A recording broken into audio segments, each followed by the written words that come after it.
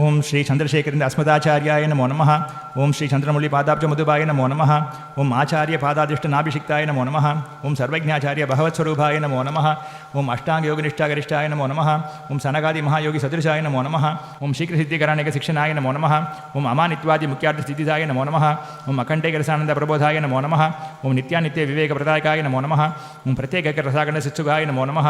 ஓம் இஹா முத்ராத்ர வைராகிய சிதிதாய நமோ நமः. ஓம் மகாமோக நிவృత్యార్థ மந்திரதாய நமோ நமः. ஓம் நாதபிந்துகலாதீத வைபவாய நமோ நமः. ஓம் வாதவேத விஹீனாத்ம போதகாய நமோ நமः. ஓம் துவாதசாந்த மகாபீட நிஷன்னாய நமோ நமः. ஓம் தேசகால பரிச்சின்ன திருக்ரூபாய நமோ நமः. ஓம் நிர்மாண சாந்தி மகித நிஷ்டலாய நமோ நமः. ஓம் நிர்லக்ஷ லக்ஷ சம்லக்ஷ நிர்லேபாய நமோ நமः. ஓம் ஸ்ரீ ஷோடசாந்த கமல சுசிதாய நமோ நமः.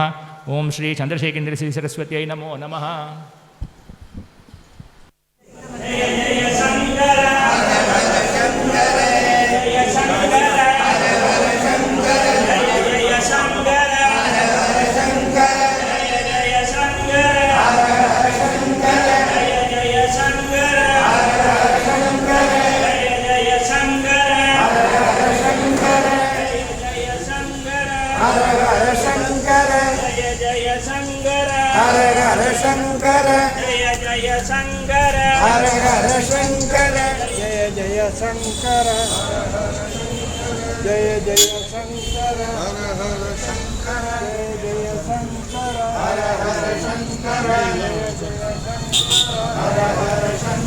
जय जय शंकर हर हर शंकर हर हर शंकर हर हर शंकर हर हर शंकर हर हर शंकर जय शंकर हर हर शंकर जय जय शंकर हर हर शंकर जय जय शंकर जय जय शंकर जय जय शंकर जय जय शंकर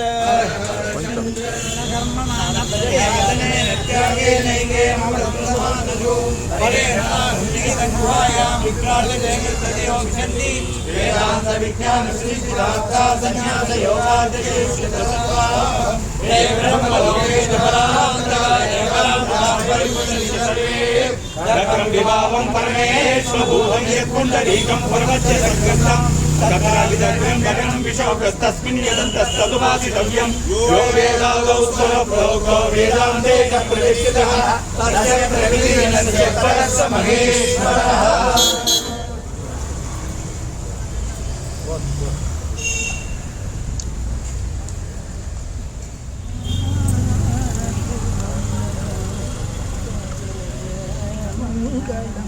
जय जय शंकर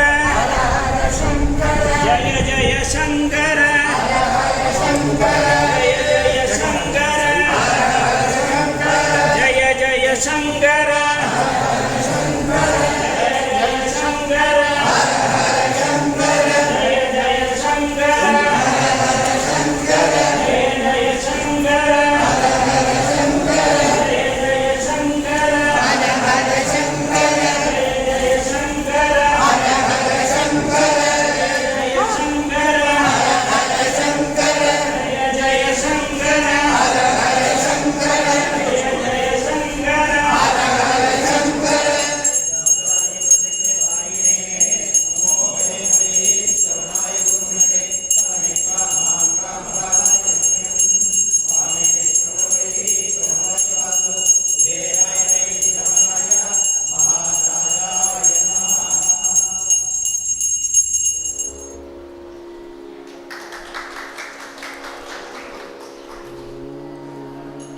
राम राम राम राम राम राम राम राम राम राम राम राम राम.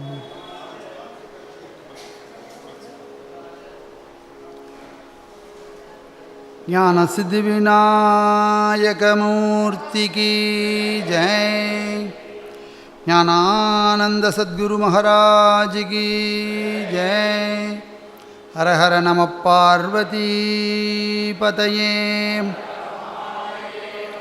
தென்னாடுடைய சிவனே போற்றி, என் நாட்டவர்க்கும் இறைவா போற்றி. குரு பரமாத்மா பரேஷு, குரு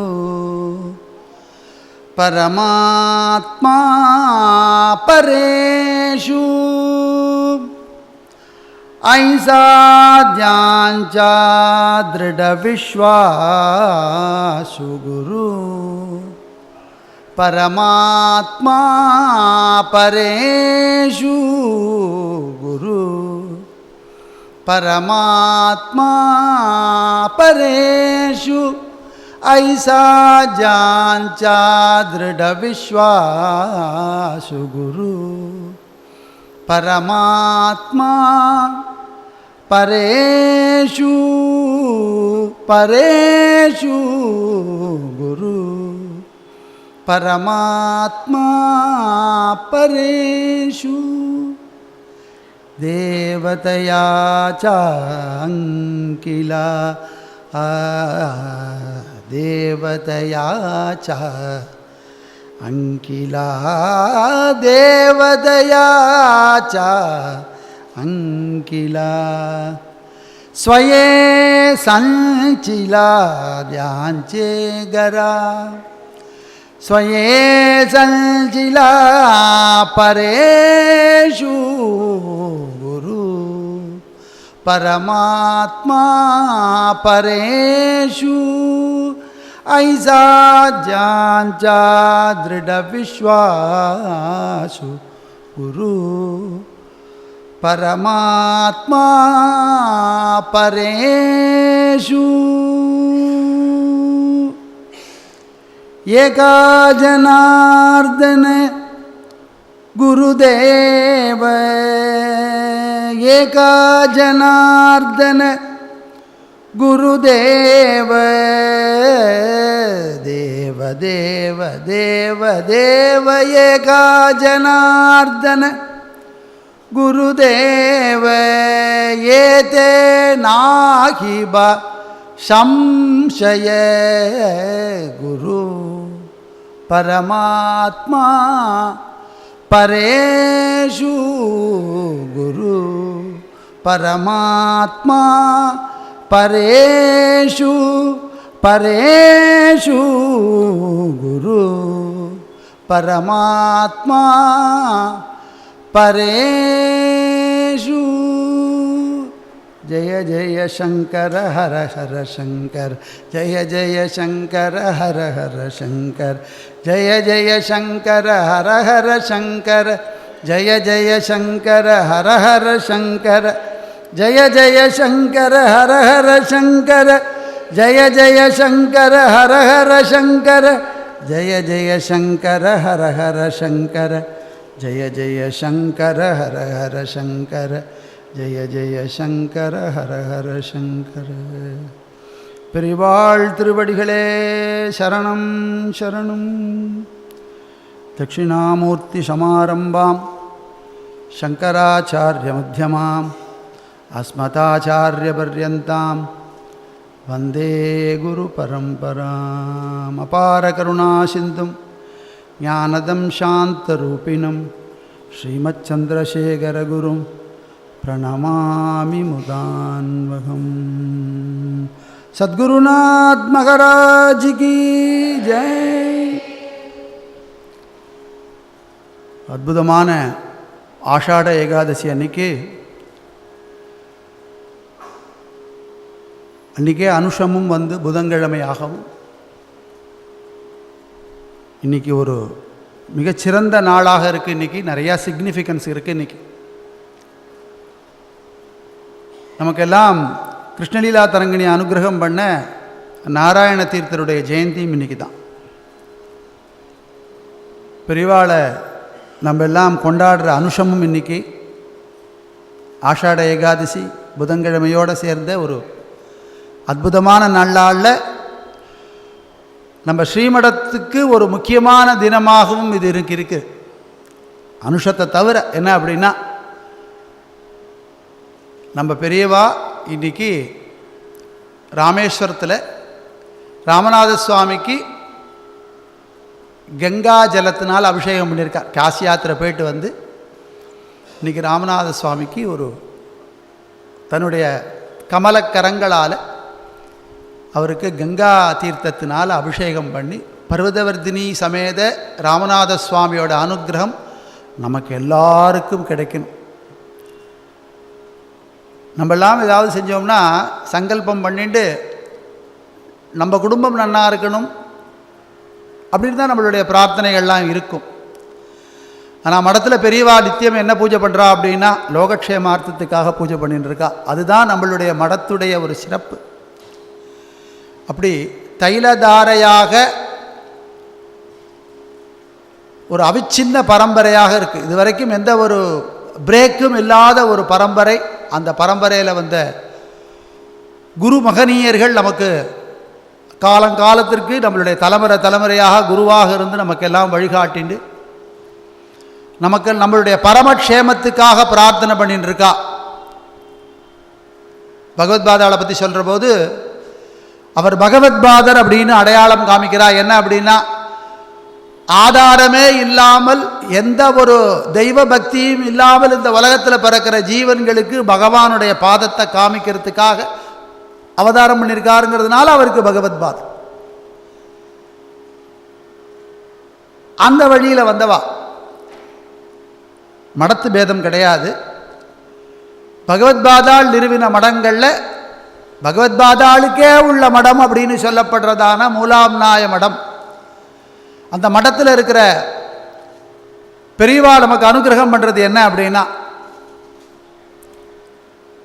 எந்த குறையும் இல்லாமல் நம்ம குரு பக்தி பண்ணணும். என்ன வேண்டிக்கணும் அவள்கிட்ட அப்படின்னா உங்களுடைய திருவடிக்கு மாறாத பக்தியை எனக்கு கொடுங்கோரு பிரார்த்தனை பண்ணு. நம்மளுடைய பிரார்த்தனை அதுவாக தான் இருக்கணும். முதல் எல்லாம் கிடைக்கும். குரு பக்திங்கிறது ஒன்று கிடைச்சிடுத்துனா அதுடைய விளைவாக என்ன கிடைக்கும் அப்படின்னா இன்னுமே நம்ம வேண்டி பெற வேண்டிய விஷயமே எதுவும் இல்லை, எல்லாமே அதுவே கொடுத்துரும். அதுபோல் கல்பக தருவாக இருந்து அனுகிரகம் பண்ணுற பரம்பரையில், அந்த குரு பரம்பரையில் இன்றைக்கி நம்ம பெரியவா இன்றைக்கி நமக்காக பிரார்த்தனை பண்ணி பர்வதவர்தினி சமேத ராமலிங்கேஸ்வர சுவாமிக்கு ராமநாத மூர்த்திக்கு கங்கா ஜலத்தினால் அபிஷேகம் பண்ணி தன் கரங்களால் கமலக்கரங்களால் சுவாமியை அர்ச்சித்தா அப்படிங்கிற விஷயம். அந்த காலம்னா இந்த விஷயங்கள்லாம் நம்மள்கிட்ட வந்து சேர்ற போது ஒரு வாரம் 10 நாள் கூட ஆகும். ஆனால் இன்றைக்கி அப்படின்னா ராமேஸ்வரத்துலேருந்து ஒருத்தர் ஜம்முன்னு ஒரு ஃபோட்டோ எடுத்து ஃபேஸ்புக்கில் போட்டார். மத்தியானம் 3 மணிக்கே எனக்கு வந்தாச்சு. ஆஹா, என்ன ஒரு ஆனந்தம். இன்றைக்கி பெரியவாளை பற்றி குரு பரமாத்மா பரேஷுன்னு ஒரு தலைப்பில் இன்றைக்கி உரையாடுறதுக்கு நமக்கு ஒரு பாக்கியத்தை கொடுத்துருக்கா. இன்றைக்கி நம்ம பெரியவா அங்கே போய் கங்கா ஜலத்தினால ராமநாத சுவாமிக்கு ஜோதிர்லிங்க மூர்த்தி, நம்மளுடைய தமிழ்நாட்டில் இருக்கிற ஒரே தெற்கு பக்கத்தில் இருக்கிற ஒரே ஜோதிர்லிங்க க்ஷேத்திரம், அந்த க்ஷேத்திரத்தில் இருக்கிற எம்பெருமானுக்கு தன் கரங்களால் கமலக்கரங்களால் கங்கை ஜலத்தை கொண்டு அபிஷேகம் பண்ணாங்கிறத கேட்டு அப்படியே மனசு அப்படியே ஆனந்தப்பட்டுடுது. இது என்னுடைய அனுபவம். அப்புறம் இங்கே நேர உபன்யாசம் பண்ணணுங்கிறது வரத்துக்கு முன்னாடி இந்த 3 மணிக்கு அப்புறம் என்ன அப்படின்னா நம்ம பாண்டரங்கன் கோவிலில் ஒரு ஹரிப்பாட்டு பாராயணம் பூரணமாக 27 அபங்கங்களையும் பாராயணம் பண்ணிவிட்டு ஆற்றுக்கு போய் சந்தியாவதனம் பண்ணிட்டு இங்கே வந்தால் இங்கே என்ன அப்படின்னா இங்கே ஒரு கோலாகலம். முதல்ல திருவாய்மொழி பாடிண்டே அடியார்கள்லாம் வரா. பின்னாடி அந்த திருவாய்மொழி தமிழுக்கு பின்னாடி பெருமாள் வீதி உலா வரார். அவருக்கு பின்னாடி வேதம் ஓதும் அந்தணர்கள் அழகா வேதம் ஓதிண்டே வரா, சாம வேதம் ஓதிண்டே வரா. அவளுக்கு பின்னாடி வேதத்துக்கு பின்னாடி நம்ம பெரியவா மகா பெரியவா திருவீதி உலா ஜெய ஜெய சங்கர ஹரஹர சங்கரன் குருநாமத்தை சொல்லிண்டே வர்ற ஒரு காட்சியை பார்த்து ஆனந்தப்பட்டுட்டோம். நங்கநல்லூரே எப்படி இருக்குது அப்படின்னா இதுவே ராமேஸ்வரமா, இதுவே காசியாக, இதுவே பண்டரிபுரமா, எல்லாமாக இருக்குது. அப்படி ஒரு நாம் என்ன பார்க்கிறோமோ, நாம் என்ன அனுபவிக்கிறோமோ அதையெல்லாம் தெய்வத்தோட கனெக்ட் பண்ணுறதுக்குள்ள தெய்வத்துடைய அருளோட கனெக்ட் பண்ணுறதுக்குள்ள பாக்கியத்தை பகவான் நமக்கு அனுகிரகம் பண்ணு. ராமகிருஷ்ண பரமஹம்சர் சொல்கிறார் இல்லையா, எதை பார்த்தாலும் தெய்வத்துடைய நினைப்பு வரணும். ஏன்னா எல்லா தோற்றங்களையும் தோற்றுவித்தவர் யாரோ அவரை பற்றின நினைவு வராமல் இருக்கக்கூடாது. ஒரு சர்பத்தை பார்த்தா அந்த சர்பத்தை பார்த்தவொன்னே சேஷசாயியுடைய ஞாபகம் வரணும். அந்த பாம்புன்னு நினச்சி பயந்து ஓடிடுவோம். ஆனால் அந்த பாம்பு அப்படிங்கிற உருவத்தை பார்த்தா யாருடைய ஞாபகம் வரணும் அப்படின்னா புஜங்க பூஷணரான பரமேஸ்வரனுடைய ஞாபகம் வரணும். அப்படி நம்மளுடைய சனாதன தர்மத்தில் வந்த குரு பரம்பரையில் வந்தவா எல்லாரும் நமக்கு என்ன அனுகிரகம் பண்ணியிருக்கா அப்படின்னா, எதை பார்த்தாலும் ஈஸ்வர ஸ்வரூபமாக நினைக்கிறதுக்கு ஒரு அருள் பண்ணியிருக்கா. அதுக்கும் மேலே ஒரு அனுகிரகத்தை பண்ணுவா. அது என்ன அப்படின்னா, எல்லா உயிர்களுக்கும் உள்ளேயும் ஈஸ்வரனே இருக்கான். அதுதான் ரொம்ப இம்பார்ட்டன்ட். எல்லாம் ஈஸ்வரனுடைய சிந்தனையை நமக்கு உண்டு பண்ணிடும். ஒரு சிங்கத்தை பார்த்தா ராமகிருஷ்ண பரமஹம்சர் அப்படியே மக்னம் ஆகிடுவார். சிங்கத்தை பார்த்து, ஜூவில் இருக்கிற சிங்கத்தை பார்த்து மக்னம் ஆகிட்டாரே அப்படின்னா அவர் சொல்கிறார், சிங்கம்னு நீங்கள் நினைக்கிறேன், சிங்கத்தை பார்த்த உடனே எனக்கு சிம்மவாகினியான காளியோட ஞாபகம் வருது. அந்த ஞாபகம் மட்டும் இல்லை, அந்த சிங்கத்துக்குள்ளேயும் பகவான் இருக்கான்கிற ஒரு சிந்தனையை குருவருள் தான் நமக்கு கொடுக்கும். அப்படி குருவருளுக்காக தன்னுடைய வாழ்க்கையே அர்ப்பணித்து குரு சேவை செய்து 12 ஆண்டுகள் குருவுக்கு இதுபோல ஒரு சேவை செய்ய முடியாதுன்னு சேவை செய்து அந்த குரு சேவை பலனால் பகவான் ஸ்ரீ கிருஷ்ணரே 36 வருடங்கள் அவர் வீட்டுக்கு வந்து அவருக்கு சேவை செய்தார் அப்படின்னு பெருமையுடைய ஏகநாதருடைய அபங்கத்தை தான் இப்போ பார்த்தோம்.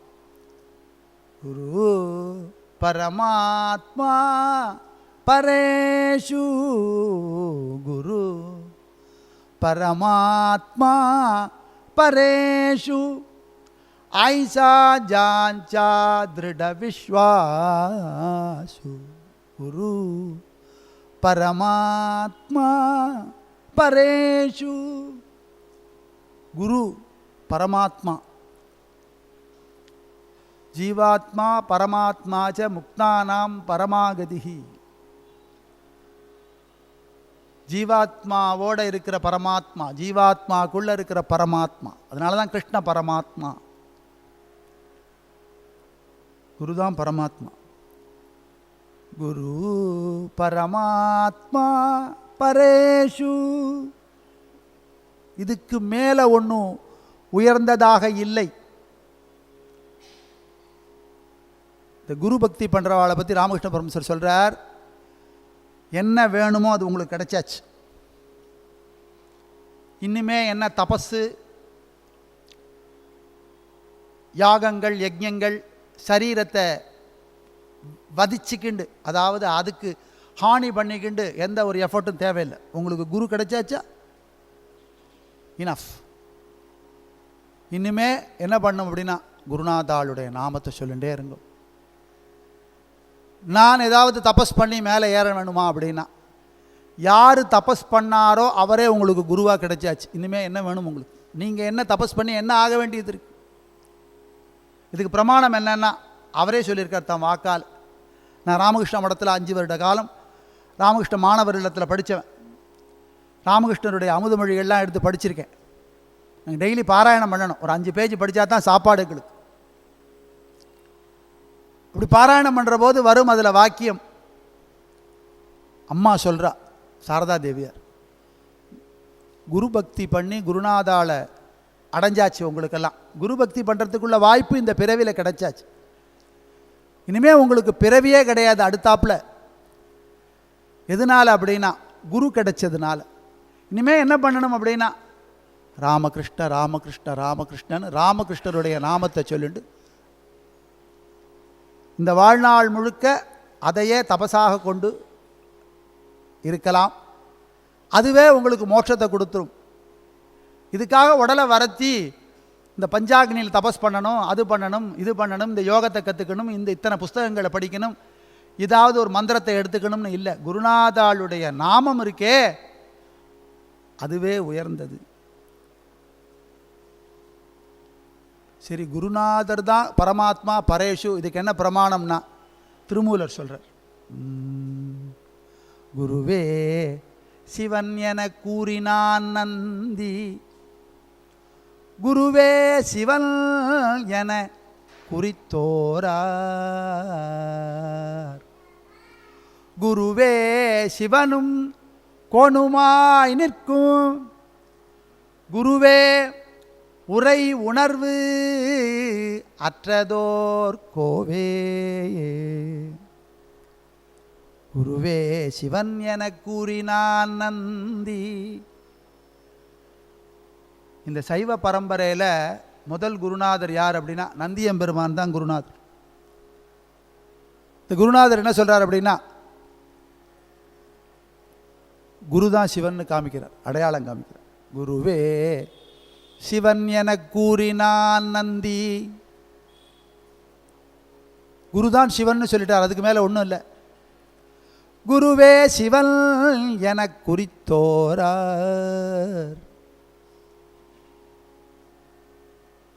யார் அவருடைய அருள் கிடைச்சவர்கள் குருவே சிவன் நினைக்கிறா அவளுக்கு அந்த பாக்கியம் கிடைக்கும். அவளுக்கு குருவே சிவனும் கோணுமாய் நிற்கும்.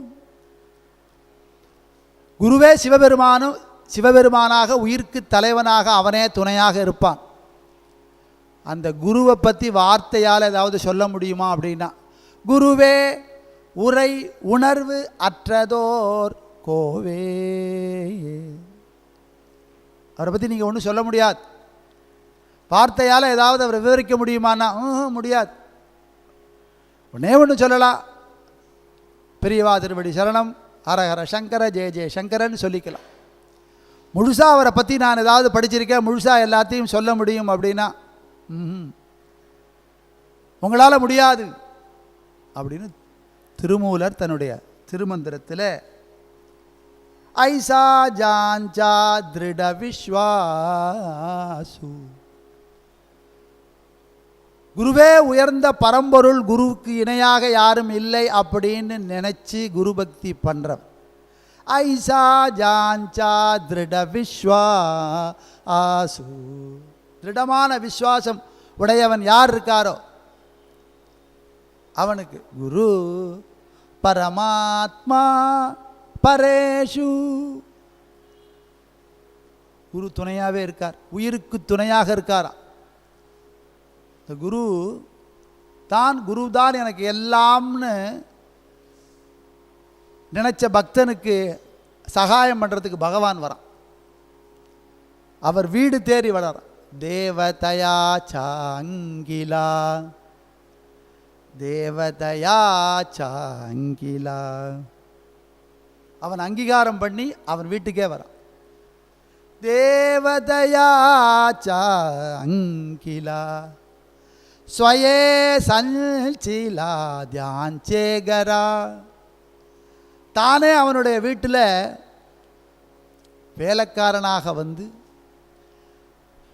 அவன் பண்ணுற நல்ல கர்மாக்களுக்கு சத்கர்மாக்களுக்கெல்லாம் துணையாக இருந்து சகாயம் பண்ணுற. தேவதயா சாங்கிலா, தேவதயா சாங்கிலா, தேவதயா சாங்கிலா ஸ்வயே சஞ்சிலா தியாஞ்சேகரா, ஸ்வயே சஞ்சிலா பரேஷு குரு பரமாத்மா பரேஷு. ஏகா ஜனார்தனி குருதேவ, குருதேவர் என் குருதேவர் யார்? அவருக்கு ஜனார்தன சுவாமி குருதேவர்.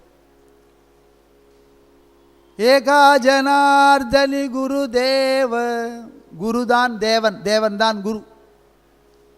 ஏகா ஜனார்தனி, ஜனார்தனருடைய சிஷ்யனான ஏகநாதர் நான் சொல்கிறேன், குரு தான் தேவன், தேவன் தான் குரு. ஏதே நாகி பாசம்ஷய, எனக்கு இதில் சந்தேகமே இல்லை. நான் குருவுக்கு சேவை செஞ்சேன், எனக்கு பாக்கியம். என் வீட்டில் பகவான் ஸ்ரீ கிருஷ்ணன் 36 வருடம்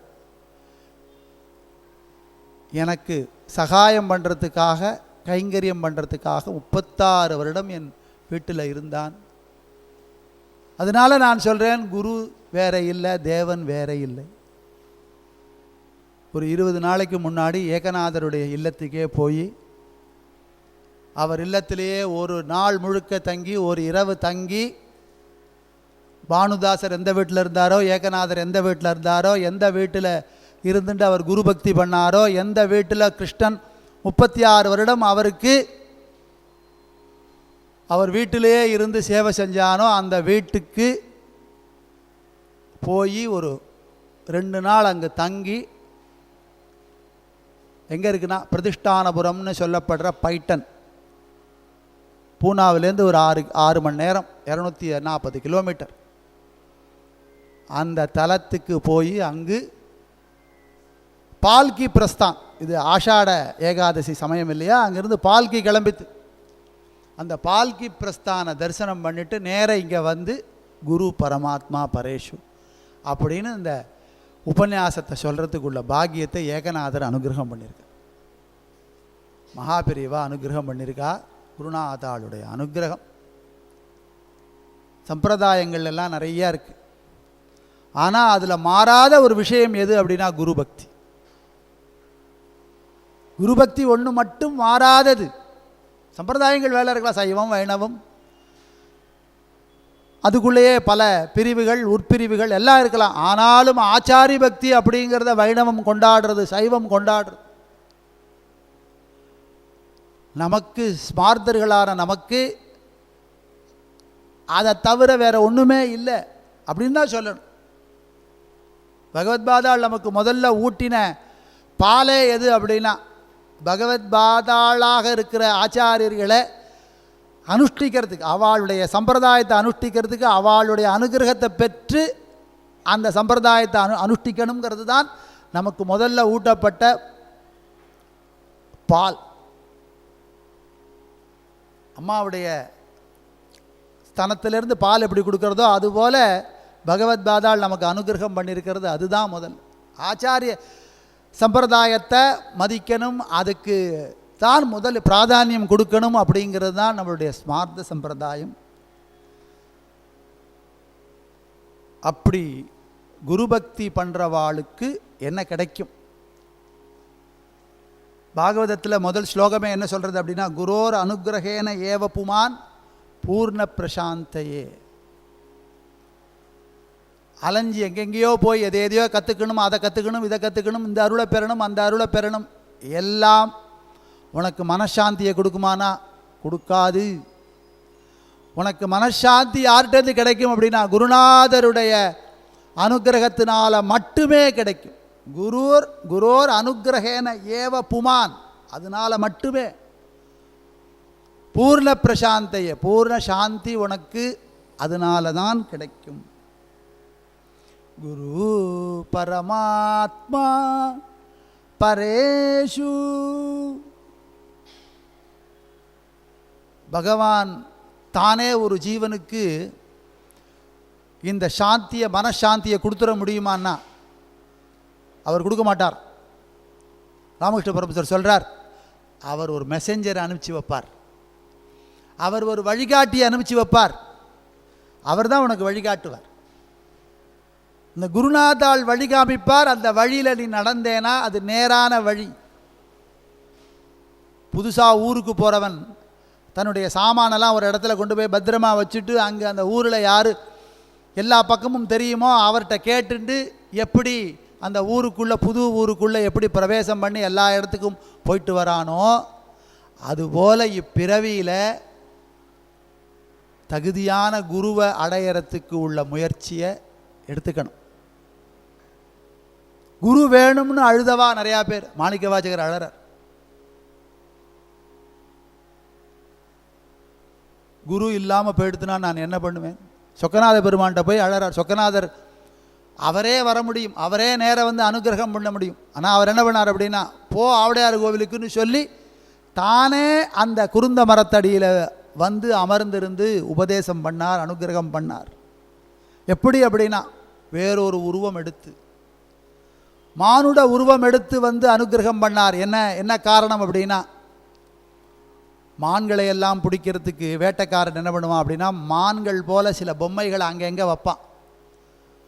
வச்சுட்டு அது பக்கத்தில் ஒரு வலையை வைப்பான். மான்கள் என்ன வேணும், நம்மளை போல ஒரு மான்லாம் அங்கே நின்றுருக்குன்னு எல்லாம் கூட்டமாக வரும், வந்து அந்த வலையில் விழும். அதுபோல் நம்மளை போலவே 2 கை 2 கால், நம்மளை போலவே பேசுவார். ஆனால் நம்மளை மாதிரி நினச்சிடாதே, அவர் குரு பரமாத்மா பரேஷு, உயர்ந்தவர், அவர் எல்லாத்திலையும் உயர்ந்தவர்.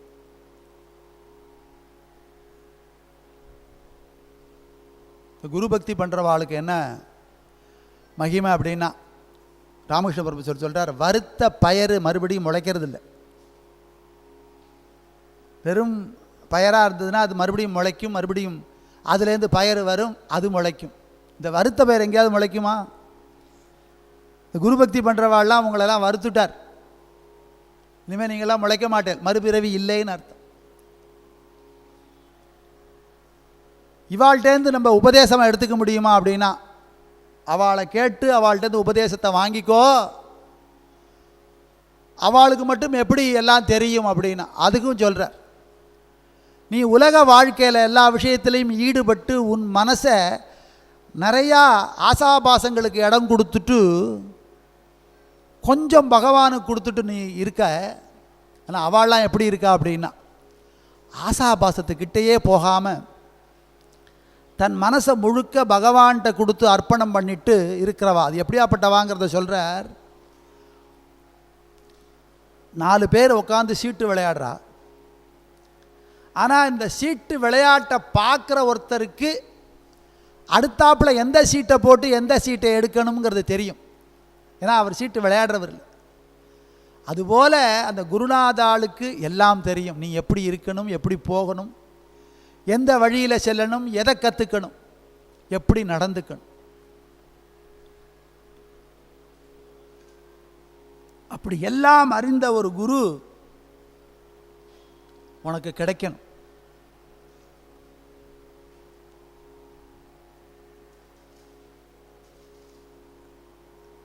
அப்படி குருவை வேண்டி பெற்ற ஏகநாதருக்கு என்ன அனுபவம் அப்படின்னா, இப்போ சொன்னோம் இல்லையா, கங்கா ஜலத்தை எடுத்துட்டு போய் நேர ராமேஸ்வரத்துக்கு போய் நம்ம பெரியவா இன்னைக்கு கங்கா ஜலத்தினால ராமநாத சுவாமிக்கு அபிஷேகம் பண்ணும். அதுபோல் ஏகநாதரும் கிளம்பிட்டார் தீர்த்த யாத்திரை. அடியார்களோடு கிளம்பி வர்றார். மகாராஷ்டிராலேருந்து காசிக்கு போய் காசியில் ஏகநாதி பாகவதத்தை பெரிய மகான்களுக்கு முன்னாடி அதை பிரகடனப்படுத்திட்டு அங்கிருந்து கையில் கங்கா ஜலத்தை பாத்திரத்தில் எடுத்துட்டே தலைமையில் சுமந்துட்டு வரார். அங்கிருந்து காசிக்கு போகணும், காசியிலேருந்து ராமேஸ்வரம் போகணும். அவெல்லாம் நடந்து தான் போகணும். இனி மாதிரி ட்ரெயின் பஸ்ஸு வசதிகள்லாம் கிடையாது இல்லையா. 700 வருஷத்துக்கு முன்னாடி, 600 வருஷத்துக்கு முன்னாடி அப்படி நடந்து வரும். ஒவ்வொரு ஊராக கடந்து வர்ற நேரத்தில் ஆந்திரா பக்கம், கர்நாடகா ஆந்திரா பார்டருக்கு வர்ற போது ஒரு கடுமையான பஞ்சம் இருக்கிற காலம். அந்த பக்கம் வெயில் காலம், தண்ணியே இல்லை. தண்ணி இல்லாமல் ஒரு கழுதை இந்த வெயிலில் படுத்து கிடக்கான். மூச்சு வாங்கின்னு இருக்கு, இறுதி மூச்சு வாங்கின்னு இருக்கு. ஜலம் குடிச்சாதான் அதுக்கு உயிர் வரும். இவரோட வந்தவா எல்லாரும் தலையில் கங்கையை சுமந்துட்டு நேர ராமநாத சுவாமிக்கு அபிஷேகம் பண்ணணும்னு நடந்து வந்துட்டுருக்கா. அவர் என்ன பண்ணார் அப்படின்னா, இந்த கழுதைக்கிட்ட வந்தார், இந்த கங்கை ஜலத்தை எடுத்தார். தாகத்தினால தொண்டை வறண்டு உயிர் போகிற நிலையில் இருக்கிற கழுதையுடைய வாயில் இந்த கங்கா ஜலத்தை ஊற்றினார். கழுதை இந்த ஜலத்தை குடிச்சுட்டு எழுந்து நின்றுது. எல்லாரும் சொன்னா, யாராவது கங்கை ஜலத்தை கொண்டு போய் கழுதைக்கு ஊட்டுவாளா? அவர் சொல்கிறார், இந்த ஜலத்தை யாருக்காக எடுத்துகிட்டு போகிறோம்? ராமநாத சுவாமிக்கு. அந்த ராமநாத சுவாமி எங்கே இருக்கார்? ராமநாத சுவாமி ராமேஸ்வரத்தில் இருக்கார். இது நீங்கள் அறிஞ்சின்றது. என் குருநாதர் என்ன சொல்லியிருக்கார் அப்படின்னா, ராமநாத சுவாமி எல்லாருடைய ஹிருதயத்திலேயும் இருக்கார். ராமநாதர் இல்லாத இடம் இல்லை, ராமநாதர் இல்லாத உயிர்கள் இல்லை. அப்படின்னா இந்த கழுதையோடைய உயிரிலையும் இருக்கார் இல்லையா? நான் இப்போ இந்த கங்கை ஜலத்தை இந்த கழுத உருவத்தில் இருக்கிற ராமநாதருக்கு அர்ப்பணம் பண்ணிட்டேன் அப்படின்னு சொன்ன உடனே அங்கே இருக்கிறவெல்லாம் திகைச்சு போயிட்டா. உண்மை அதுதானே. குரு பக்தி எதை கொடுத்தது அப்படின்னா, எல்லா உயிர்களுக்குள்ளேயும் இறைவன் இருக்கான்ங்கிற மனோபாவத்தை குரு பக்தி கொடுக்கறது. இந்த கழுதை எழுந்த கழுதை என்னாச்சுன்னா, இந்த வாக்கியத்தை இவர் சொன்னார் இல்லையா, எல்லா உயிர்களுக்கும் உள்ளேயும் பரமேஸ்வரன் இருக்கார், ஜீவ சிவசமா அப்படிங்கிற வாக்கியம் உண்மை அப்படிங்கிறது இந்த மகான் வாக்கிலிருந்து வந்த உடனே அந்த கழுதையோட உருவம் மாறித்து சாட்சாத் பாண்டுரங்கன் நிற்கிறான். கழுதை உருவில் தாகத்தில் உயிர் விடுறது போல படுத்து கிடந்தது இத்தனை காலம் பாண்டுரங்கன். ஏகநாதருடைய பக்தி, அவருடைய பாடல் தான். குரு பரமாத்மா பரேஷு, குரு பரமாத்மா பரேஷு. ஞானேஸ்வர் மகாராஜ் சொல்றார், குரு வீண அனுபவ கைசாக்களே. குரு இல்லாமல் எந்த அனுபவத்தை நீ பெற்றுற போற? எல்லாம் மற்றதெல்லாம் வீண்.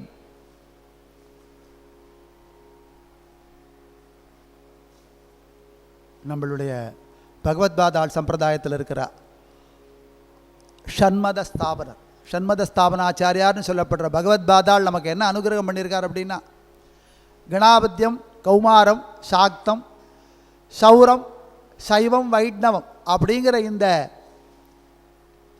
6 மதத்திலையும் இருக்கிற கடவுளையும் நம்ம குருவாக தான் வணங்குறோம். நமக்கு என்ன அப்படின்னா, கடவுளுக்குள்ள குருவை பார்க்குறோம், குருவுக்குள்ள கடவுளை பார்க்குறோம். நம்மளுடைய அத்வைத சம்பிரதாயம் எதை சொல்லிடுது அப்படின்னா, கடவுளுக்குள்ள குருவை பாரு. குரு வடிவாகி குவலயந்தன்னில் திருவடி வைத்து திறம் இது பொருள் என. விநாயகரகவல்ல விநாயகரகவல்ல வாக்கியம் வருது, குரு வடிவாகி குவலயந்தன்னில் திருவடி வைத்து திறம் இது பொருள் என. பிள்ளையார் குரு வடிவெடுத்து தன் திருவடியை இந்த பூமியில் வைத்து அனுகிரகம் பண்ணுறதுக்காக வந்திருக்கார். எப்படின்னா, குரு வடிவாகி, குருவாய் வருவாய் அருள்வாய் குகனே. அருணகிரிநாத் முருகனை சொல்றார், என் குரு. அருபரத்து ஒருவன் குருபரனாகி அவனியில் வந்து, மாணிக்க வாசகர் சொல்றார். பரமேஸ்வரன் எனக்கு எப்படி வந்தான் அப்படின்னா, இந்த குருந்த மரத்தடியில் குருநாதாளாக வந்திருந்து எனக்கு அனுகிரகம் பண்ணா. அருபரத்து ஒருவன், குரு பரமாத்மா பரேஷு. தட்சிணாமூர்த்தி வந்தார் எப்படி? குரு உருவத்தில் வந்தார். பெண்கள் எல்லாம் கையில் அந்த கல்லை தூக்கி மேலே போட்டு, ஒரு கல்லை தூக்கி போட்டு இன்னொரு கல்லை பிடிச்சி விளையாடுவான். அதுக்கு பேர் திரு அம்மானைன்னு பேர். மாணிக்க வாசகர் என்ன பண்ணார் அப்படின்னா, தன்னை அந்த அம்மானை ஆடுற பெண்ணாக மாற்றிட்டார். தன்னோட தோழிகள் சிவபெருமானுடைய நவசக்திகளும் அவருக்கு தோழி ஆயிட்டான். அவர் பெண்ணான உடனே எல்லாரும் தோழிகள் ஆறா. எல்லாரும் ஒவ்வொரு வேலை பண்ணுவா. காலையில் போவா, ஸ்நானம் பண்ணுறதுக்கு போவா, திருப்பள்ளி எழுச்சி பாடிட்டு நேராக ஸ்நானம் பண்ண போவா, திருவம்பாவை பாடிட்டே போவா. குளிக்கிறதுக்கு போகிறதுக்கு முன்னாடி மஞ்சப்பொடி இடிப்பா, அப்போ பொற்சுன்னம்னு. அப்புறம்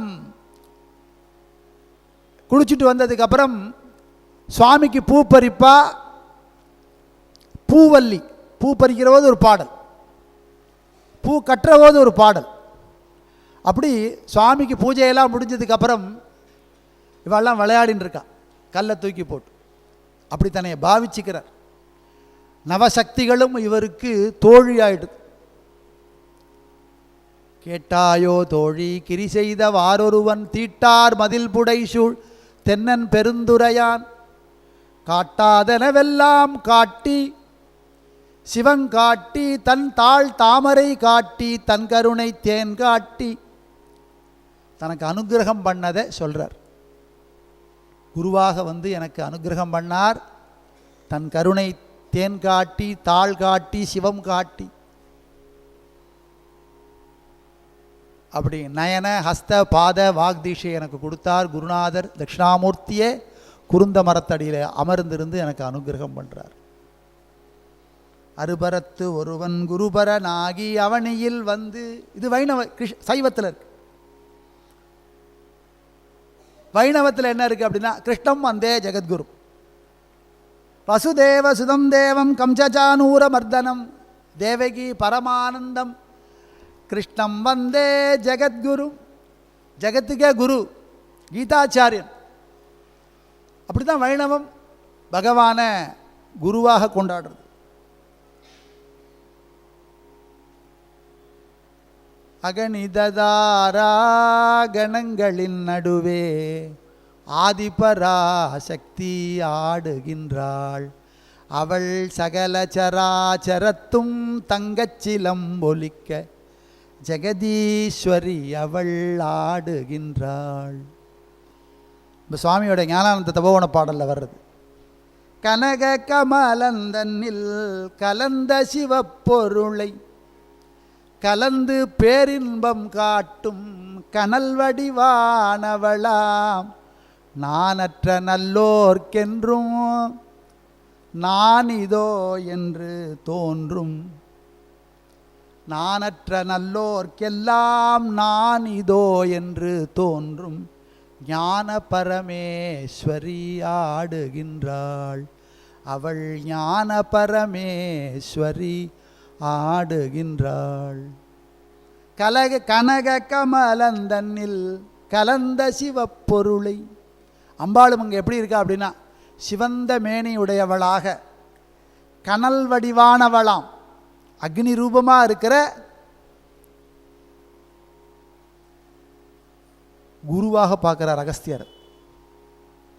நானற்ற நல்லோர்க்கெல்லாம் நான் இதோ என்று தோன்றும்.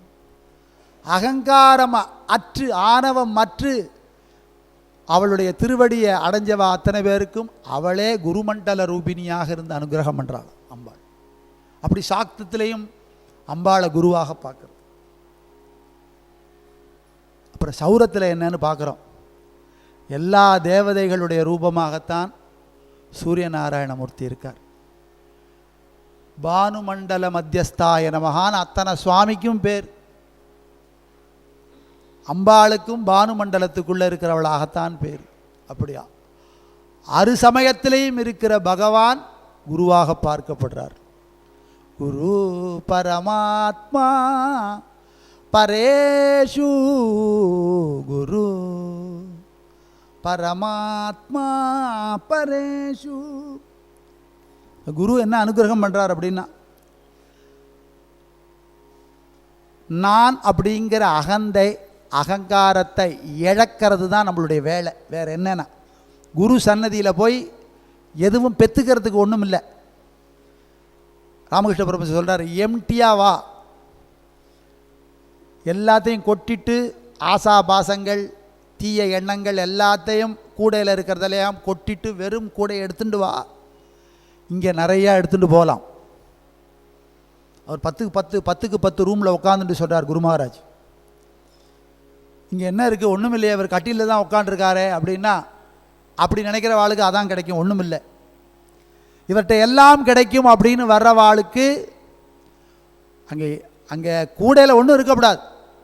ஆசாபாசங்கள், நான் என்கிற நினைப்பு, ஆணவம், அகங்காரம் இதெல்லாம் விட்டுட்டு வந்த வாளுக்கு அந்த கூடை நிறையா அதுக்கு மேலேயும் எடுத்துகிட்டு போகலாம்.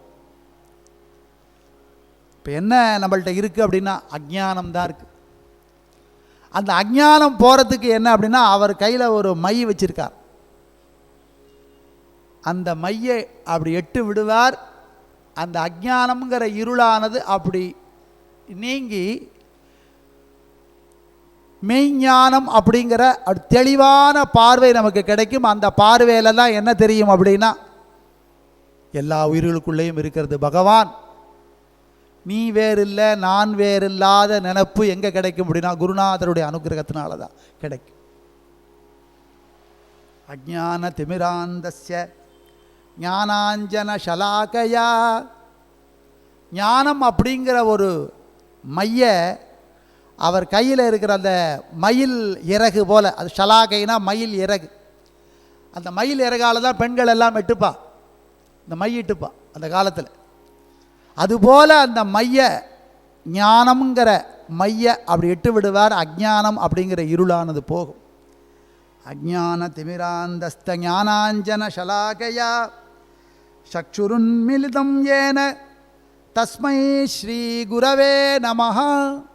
குருவுக்கு நமஸ்காரம். எதுக்கு அப்படின்னா, என்னுடைய அஜ்ஞானம் போச்சு, மெய்ஞானம் உங்கள் அருளால் எனக்கு கிடைச்சிது. எல்லா உயிரிலும் இறைவன் இருக்கும் காட்சியை குரு அருள்வார். எடுக்கும் இடமெல்லாம் நீக்கமர பகவான் தான் இருக்கான்ங்கிற நிலைமை எப்போ தெரியும் அப்படின்னா, குருநாதருடைய கிருபை கிடைச்சதுக்கு அப்புறம்தான் தெரியும். சிவப்பிரகாச வெண்பா அப்படின்னு ஒரு வெண்பா பாடல். நான் நிறைய தமிழை பற்றி தான் பேசுவேன். என் குருநாதர் மேட்டூர் சுவாமிகள் எனக்கு சொன்னது அதான், நீ நிறைய தமிழ்நாட்டில் அவதாரம் பண்ண, இங்கே தமிழ்நாட்டில் அவதாரம் பண்ணி தமிழில் பாடின பேசின அடியாளுடைய சரித்திரத்தெல்லாம் சொல்லும் முதல்ல. அதெல்லாம் பற்றி பேசுகிறதுக்கு யாருமே இல்லை. எடுத்துட்டது ஒரு அபங்கமாக குரு பரமாத்மா பரேஷன் எடுத்துட்டாலும் சுட்டி காட்டுறது எது அப்படின்னா, குருவே சிவன் என கூறினான் நந்தி அப்படிங்கிற திருமூலருடைய பாடல். மேலோட்டமாக அபங்கங்கள் மற்ற விஷயங்கள் இருந்தாலும் உள்ள ஆழமாக இருக்கிற விஷயங்கள் என்ன அப்படின்னா, தமிழ்நாட்டில் அவதாரம் பண்ண சித்தர்களுடைய பாடல். இறைவன் எங்கே இருக்கான்னு தேடி அலைஞ்சின்னு இருக்கியே, இறைவன் இருக்கான் எங்கே அப்படிங்கிறத நான் சொல்கிறேன். எங்கும் சிவன் இருப்பன் ஆனாலும் ஏசற்ற சங்கமத்துள்ளும் சத்குரு தன்னிடத்தும் லிங்கத்தும் ஆவினுடம்பெல்லாமும் ஆவரித்து நிற்கினும் பால் பாவு முளைக்கான் மிகுதிப்பார். இந்த பாடலை என்ன புரிஞ்சுது? எங்கும் சிவன் இருப்பான், ஆனாலும் எங்கே இருப்பான் அப்படின்னா சத் சங்கத்தில் சிவபெருமானை தேடி கண்டுபிடிக்கலாமா? ஒரு வலையை எடுத்துட்டு வரணும். அன்பு பாசம் அப்படிங்கிற வலையை எடுத்துட்டு வந்து இங்கே அந்த வலையை விரிச்சா சத் சங்கத்துக்குள்ளே ஒருத்தன் மாட்டிப்பான், அவன்தான் சிவபெருமான். அப்புறம் இந்த சத்குருன்னு இருக்கார் இல்லையா, குருநாதாள், அந்த குருநாதர்கிட்டையும் சிவபெருமான் இருக்கான், சத் சங்கத்திலையும் சிவபெருமான்கிட்டையும் சிவபெருமான், சத்குருட்டையும் சிவபெருமான் இருக்கான். அது எப்படி அப்படின்னா, பசுமாட்டுடைய உடம்பு முழுக்க அமிர்தம் இருக்கிறதாக சொல்கிறது வேதம்.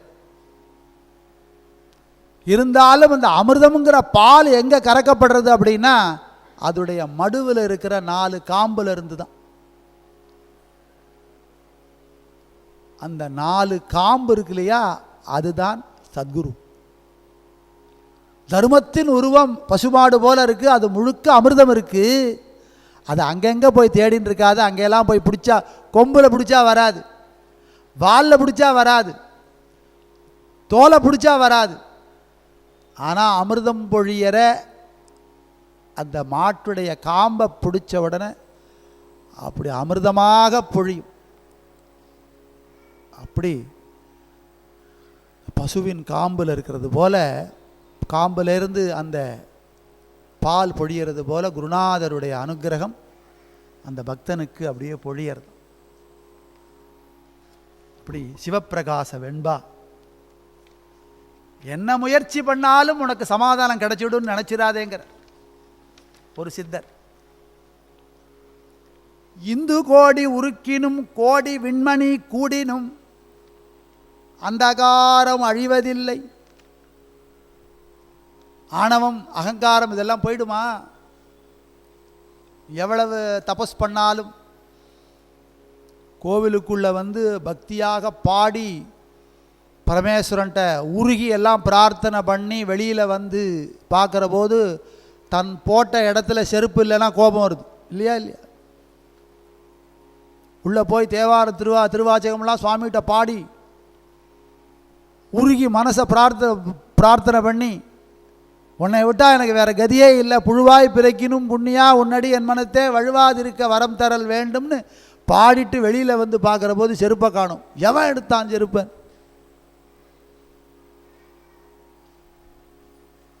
அந்தகாரம் அழிவதில்லையே. ராமகிருஷ்ண பரமஹம்சர் ஆச்சரியமாக சொல்கிறார். ஒருத்தன் கிளியை கூண்டில் அடைச்சி வச்சான், அதோட பேசுவான், பேசுகிற போதுனா ராதே கிருஷ்ணா, அது ராதே கிருஷ்ணான்னு அதுவும் சொல்லும். இது ராதே கிருஷ்ணா ராதே கிருஷ்ணா. இவன்கிட்ட ராதே கிருஷ்ணா ராதே கிருஷ்ணான்னு சொல்லித்து எல்லாட்டையும் ராதே கிருஷ்ணா ராதே கிருஷ்ணான்னு சொல்லித்து. ஆனால் அங்கேருந்து ஒரு பூனை வந்தது. பூனையை பார்த்த உடனே அதுக்கிட்ட ராதே கிருஷ்ணா சொல்ல தெரியல, கீச்சு கீச்சு கீச்சு கீச்சுன்னு கத்தித்து, உயிருக்கு பயந்து கத்தித்து. அதுபோல் உன்னுடைய புலன் விஷயங்கள் நீ சொல்கிறபடி கேட்காது. ஆனால் அந்த புலன் விஷயங்கள் ஒருத்தர்கிட்ட அவர் சொன்னபடி கேட்கும். அவர் யார்? குருநாதர். இந்து கோடி உருக்கினும் கோடி விண்மணி கூடினும் அந்தகாரம் அழிவதில்லை, ஆசா நில்லாத அந்தகனுக்கே குரு இல்லாத குருடன். குரு இல்லைன்னா யார் அவன் அப்படின்னா குருடன் தான்.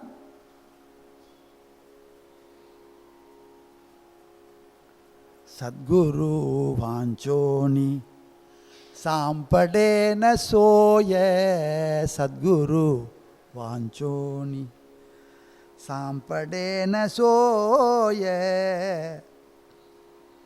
தராவே தே பாயி ஆதி ஆதி, லோக பரிசாச்சே நசாவே உபமா, சத்குரு மகிமாகாதசி,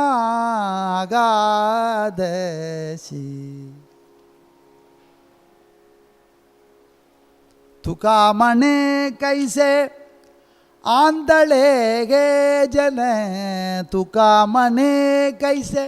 இந்த ஜனங்கள்லாம் கண்ணு இல்லாத குருடர்களாக இருக்காரு.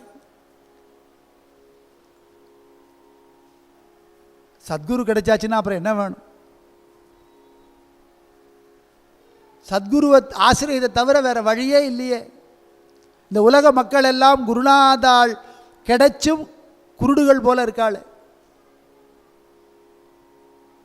துகாமனே கைசே ஆந்தளே ஹே ஜன, மக்கள் எல்லாம் கண்ணிழந்து இருக்காளே. கேள விசரூன கரியா தேவா,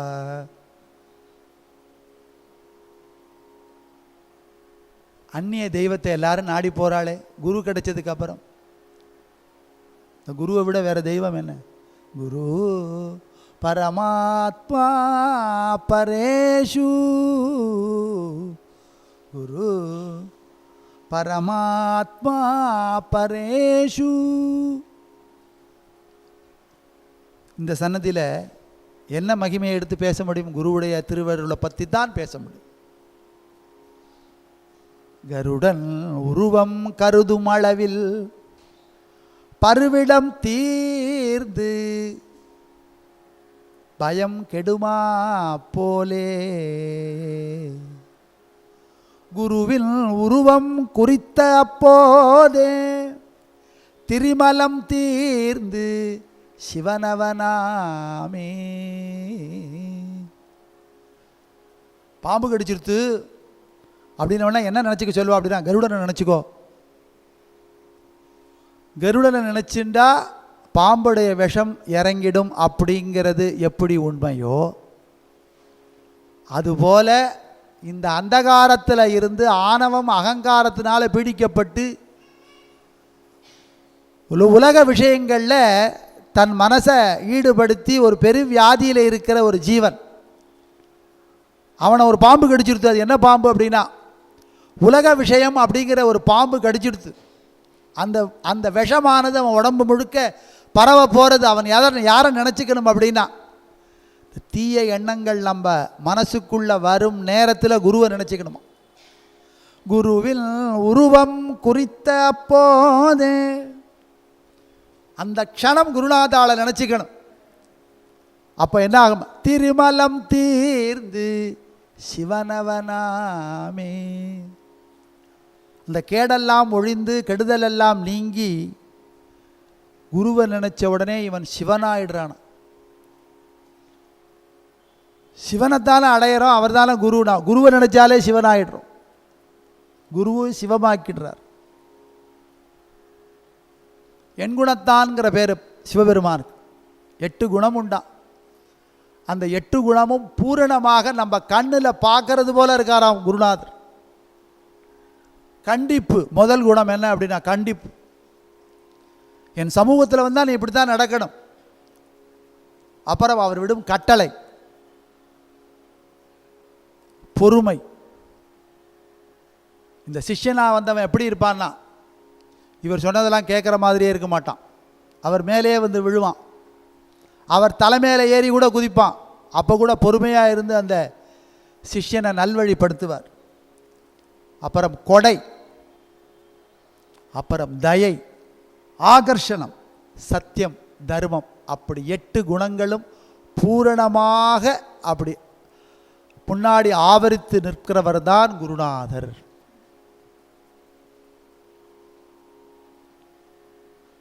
பழையனூர் அப்படிங்கிற ஒரு கிராமம் திருவாலங்காடுக்கு மிக அருகில் இருக்கு.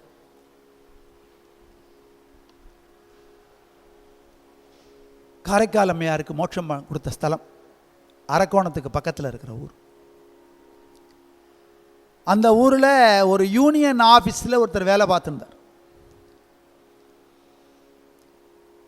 ஏதோ அந்த காலத்தில் அரசாங்க சம்பளம், அதுக்கு தகுந்த மாதிரி ஒரு சின்ன குடும்பம்.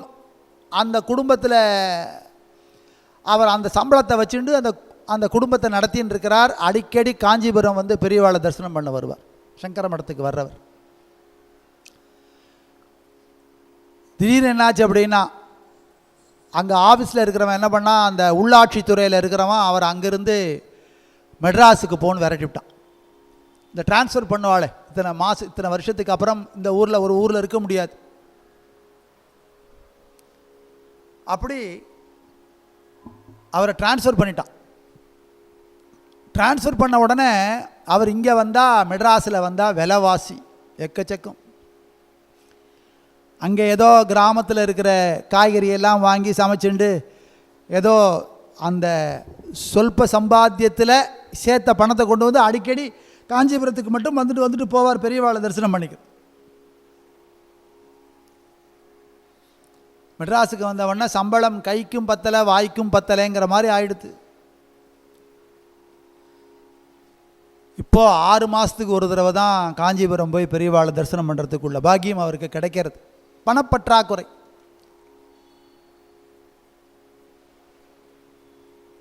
ரொம்ப மனசு கஷ்டப்படுறார். குருவை தரிசனம் பண்ண முடியலையே. அடிக்கடி போய் தரிசனம் பண்ணோம், எவ்வளோ ஆனந்தமாக இருந்தது. கிராமத்து வாழ்க்கை, இயற்கையோடு இருக்கிற வாழ்க்கை. ஏதோ மெட்ராஸ் சிட்டிக்குள்ளே வந்துட்டோம், எங்கே பார்த்தாலும் பாம் பீம் பீம்னு ஒரே மெட்ராஸில். அந்த கிராமத்தில் இருந்து மெட்ராஸுக்கு வந்த வாழ்க்கை இந்த மெட்ராஸை பார்த்தோன்னா பயமாக இருக்கும். இங்கேருந்து அங்கே போனவங்களாம் பசங்கள்லாம் சொல்கிறான் போர் அடிக்குதுங்கிறான். அங்கேருந்து இங்கே வந்தால் தான் பயமாக இருக்கும்.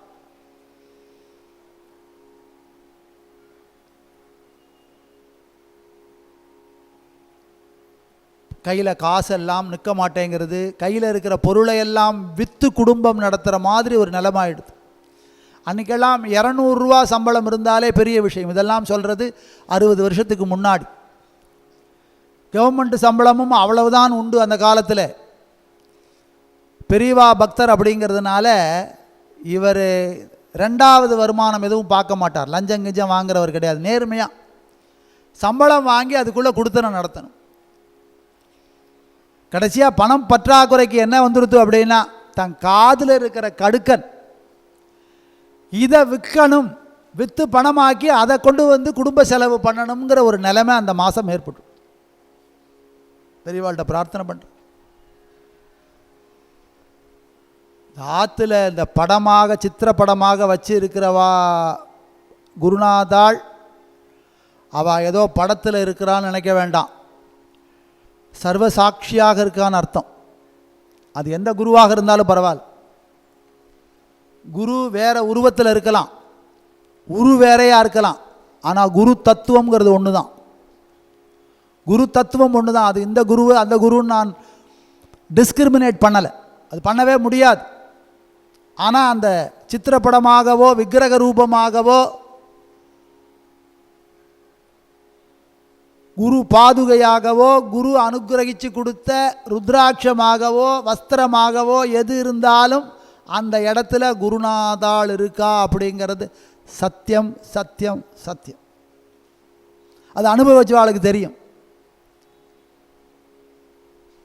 இந்த சித்திரப்படத்துக்கிட்ட நின்று பேசுகிறார், இப்படி ஆயிடுத்தே பாரம்பரியமாக எங்கள் குடும்பத்தில் எல்லாரும் போட்டுக்கிற கடுக்கன், இந்த கடுக்கனும் கொடுத்து எவனோ ஒருத்தன் கையில் போகிறதுக்கா?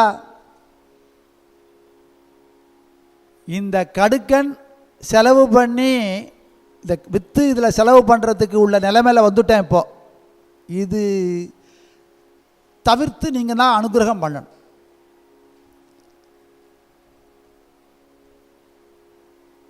ரொம்ப கஷ்டத்தில் இருக்கேனா அப்படின்னு பெரியவாள்கிட்ட பிரார்த்தனை பண்ண உடனே மறுநாள் உடனே ரிசல்ட் கிடைக்கும். பெரியவாள்கிட்ட பிரார்த்தனை பண்ண உடனே கிடைக்கும் ரிசல்ட். அந்த ஆஃபீஸில் அதிகாரி கூப்பிட்டு, நீ ஊர்லேருந்து வந்தியே, உங்கள் ஊர்லேருந்து அந்த ஊரில் வந்தவன் அங்கே டிரான்ஸ்ஃபர் ஆகி உனக்கு பதிலாக வந்தவன் ஏதோ கையாடல் பண்ணி கணக்கெல்லாம் திருத்தி எழுதிட்டான், அங்கே இருக்கிறத சரி பண்ணணும், மறுபடியும் உனக்கு அங்கேயே டிரான்ஸ்ஃபர் கொடுக்குறேன், நீயே போயிடு அப்படின்னு சொல்லி பயணப்படி முதற்கொண்டு கொடுத்து இங்கேருந்து அனுப்பிச்சி வச்சுட்டான். இவர் இந்த கடுக்கன் பற்றி பெரியவாள்கிட்ட பிரார்த்தனை பண்ணுற போது இவர் மனசுக்குள்ளே தோணித்து என்ன அப்படின்னா, இந்த கடுக்கன் இன்னொருத்தன் கையில் போகிறதுக்கு பதிலாக பெரியவா உங்கள் திருவடிக்கே இதை சமர்ப்பணம் பண்ணுறேன் அப்படின்னு இவர் மனசுக்குள்ளே பிரார்த்தனை பண்ணிட்டார். அது பெரியவாளுக்கு தெரியாமையாக போயிடும்.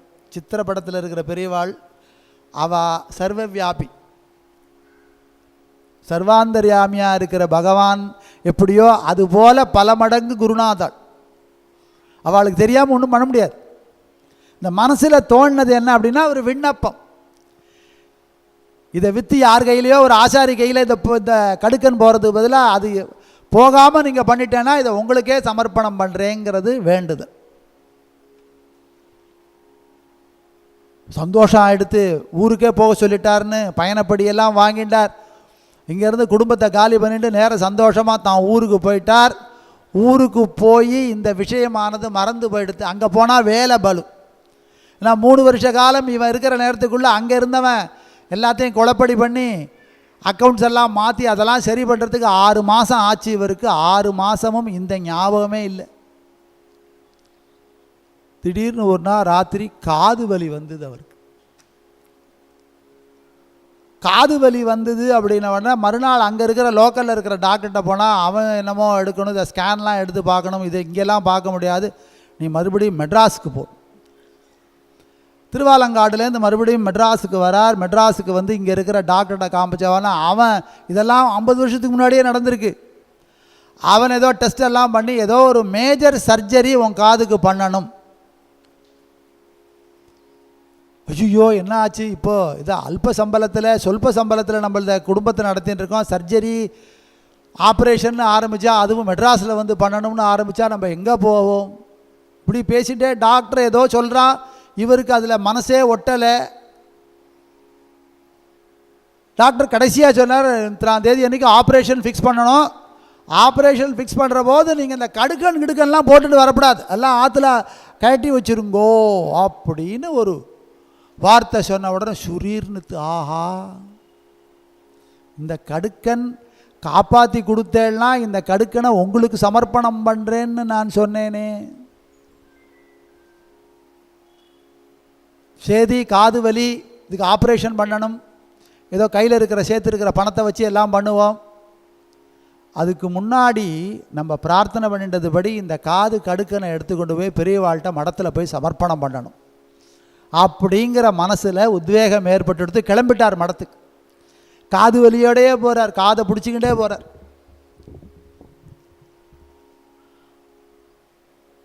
அன்றைக்கி பார்த்தா மடத்தில் ஒரே வேத கோஷம், வேத சதஸ் நடக்கிறது, சதுர்வேத பாராயணம்.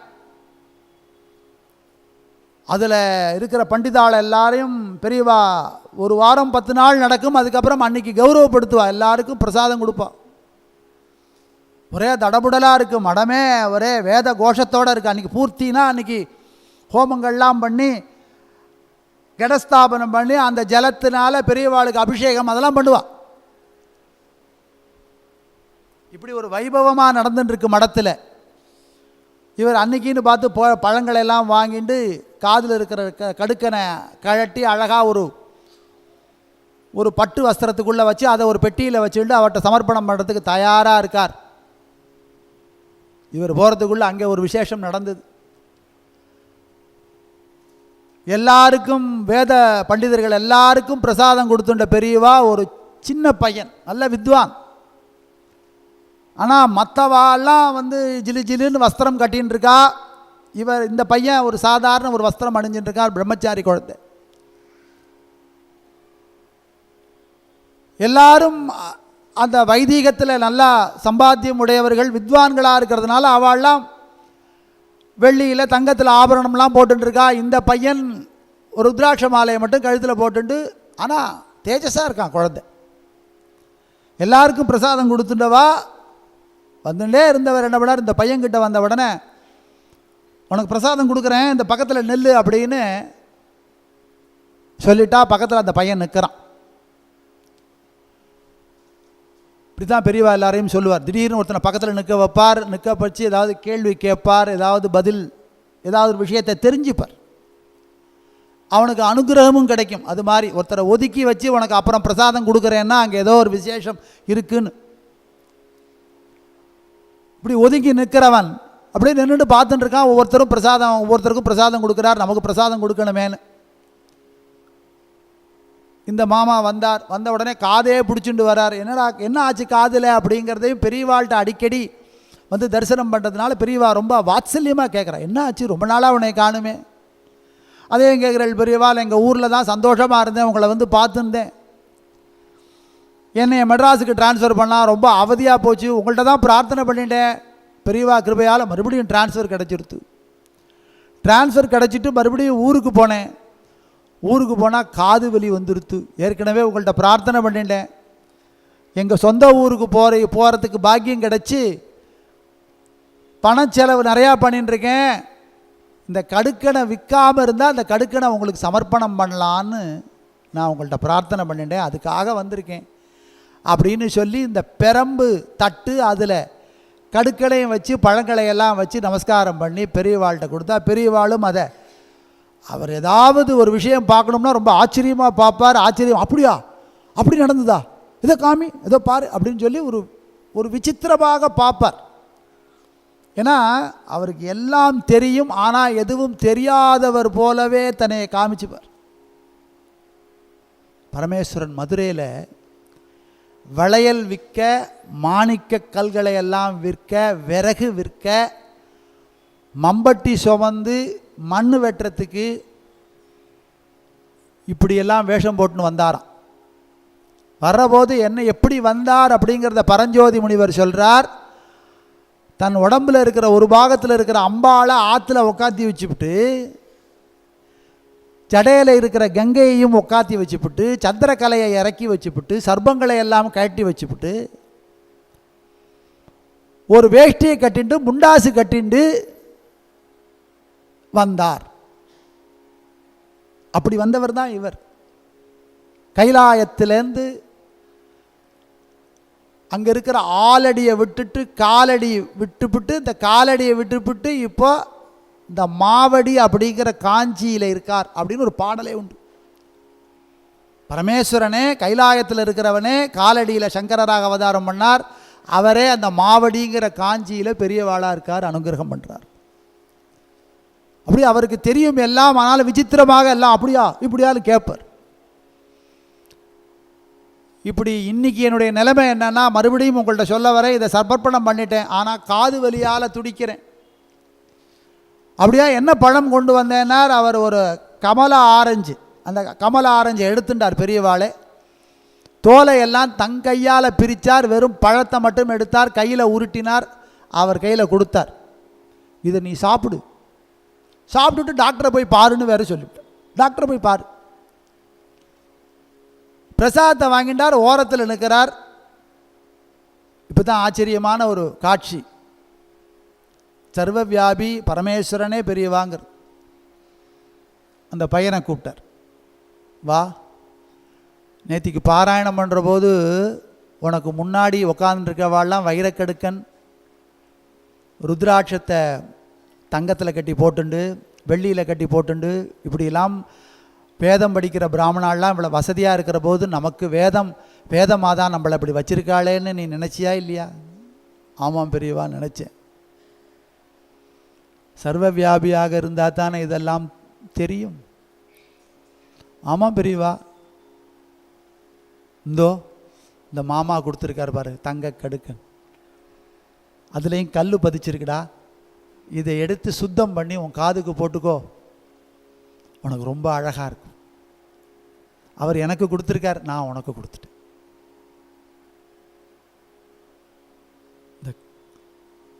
இந்த காதுக்கு எவ்வளோ விசேஷம் தெரியுமா? இந்த நாக்கு, காது, தலை, கண் இதெல்லாம் ஈஸ்வரனுக்கு அர்ப்பணம் பண்ண வேண்டிய விஷயமா.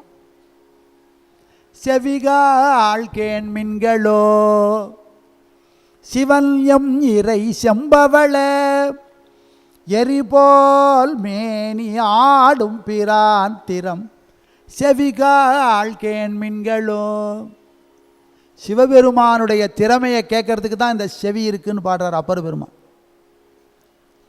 இந்த வாய் எதுக்கு இருக்குன்னா, வாயே வாழ்த்து கண்டாய் மதயானை உரி போர்த்து பேய்வாழ் காட்டகத்தாடும் பிரான் தன்னை வாயே வாழ்த்து கண்டாய். வாய் எதுக்கு இருக்குன்னா எம்பெருமானை பற்றி பாடுறதுக்கு தான் இருக்குது. வேதம் என்ன சொல்கிறது அப்படின்னா, பத்ரங்கர்ணே விஷ்ணுனியாம தேவா பத்ரம் பஸ்யே மாக்ஷ பிரஜத்ராஹ ஸ்திரைரங்கே துட்வாகம் சஸ்தனோபிஹி யசேம தேவகிதம் யதாயுஹு ஸ்வஸ்தி ந இந்திரோ விருத்ரஸ்ரவாஹ ஸ்வஸ்தி ந பூஷா விஸ்வவேதாஹ ஸ்வஸ்தி நஸ்தாட்சியோ அரிஷ்டநேமிஹி ஸ்வஸ்தி நோ ப்ருகஸ்பதிர்ததாது. ஓம் சாந்தி சாந்தி சாந்தி. பத்ரங்கர்ணே விஷ்ணுனியாம தேவா, நல்ல விஷயத்தை கேட்கறதுக்காக இந்த காது இருக்குது. உனக்கு பகவான் எதுக்கு காது கொடுத்துருக்கான்னு தெரியுமா? இந்த கடுக்கன் ஏன் கொடுக்குறேன்னு தெரியுமா? இந்த காதால் முதல் வேதத்தில் அவள் என்ன சொல்கிறான்னு கேட்டு மறுபடியும் அந்த வேதத்தை நீ சொல்கிறதுக்காக பகவான் அந்த காதை கொடுத்துருக்காண்டா. அந்த காதை இன்றைக்கி வேப்பங்குச்சியை வச்சு அடைச்சின்னு இருக்க சொல்கிறார் பெரியவா. வேதத்தை காதால் கேட்குற காது இருக்கு இல்லையா, அந்த காதுக்கு ஒரு விசேஷம்டா.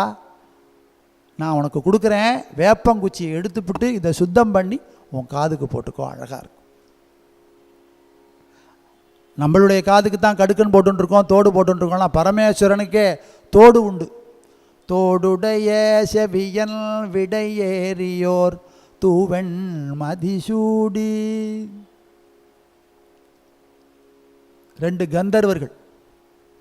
அவளுக்கு என்ன அப்படின்னா, அவள் அப்படி வானத்தில் பாடிண்டே போவாள். பாடிண்டே போகிற போது என்ன அப்படின்னு, யாரை பற்றி பாடுவானா? இந்திரனை பற்றி பாடுவா, அக்னியை பற்றி பாடுவா. ஒருத்தனுக்கு பேர் அஸ்வதரன், ஒருத்தனுக்கு பேர் கம்பளதரன், 2 பேர். இது எங்கே இருக்குன்னா, கோடிருத்ர சம்ஹிதை அப்படின்னு சிவமகாபுராணத்தில் இருக்குது. வானத்தில் இவாள்லாம் பாடிண்டு போகிறா. இந்த அவள்லாம் நீங்கள் பார்த்துருப்பேன், சித்திர படத்தில் அவள்லாம் ஒரு இறக்கையெல்லாம் இருக்கும், கையில் மாலை வச்சுட்டுருப்பா, வீணை வச்சுட்டுருப்பா. கந்தர்வர்கள் நம்ம கண்ணுக்கு தெரிய மாட்டோம். இப்படி பாடிட்டு போகிறவா என்ன பண்ணுறா அப்படின்னு பூமியை பார்க்குறா. அங்கேயும் கீழே 4 பேர் பாடின்னு இருக்கா. அவள் என்ன பாடுறா அப்படின்னா, வேதமோது மந்தனர்கள் அவளுக்கு தெரியும். நான் பாட்டு பாடுறவா யார் அப்படின்னா, ஒரு பாகவத கூட்டம் பகவான் நாமாவை சொல்லி பாடின்னு இருக்கு. பாகவதாலாம் பகவானை பற்றி இப்படி பாடின்னு இருக்காளே, வானத்திலேருந்து பார்க்குற கந்தர்வர்களுக்கு விசித்திரமாக இருக்குது. இவாளெல்லாம் யாரை பற்றி பாடுறா அப்படின்னா பரமேஸ்வரனை பற்றி பாடிட்டு இருக்கா, ஸ்ரீமன் நாராயணனை பற்றி பாடிட்டு இருக்கா, அம்பாளை பற்றி பாடிட்டு இருக்கா. இவாளுக்கெல்லாம் என்ன கிடைக்கும் அப்படின்னா இந்த தேவர்களுக்கு எல்லாம் கிடைக்காத ஒரு பெருமை இந்த பூலோகத்தில் இருக்கிறவாளுக்கு கிடைக்கிறது. அவள் மீண்டும் என்ன மறுபடியும் தேவலோக வாழ்க்கையெல்லாம் கூட வேண்டாம், இந்த பூமியில் பிறந்து பகவானை ஸ்தோத்திரம் பண்ணி இருந்தாலே போதும்னு ஒரு வாழ்க்கை. அப்படியே நம்மளும் ஆனால் என்னன்னு ஒரு ஆசை. எல்லாரும் நிறையா பரமேஸ்வரனை பற்றி பாடணும்னு இருக்குது. கைலாயத்துக்கு போனாலாம், போயிட்டு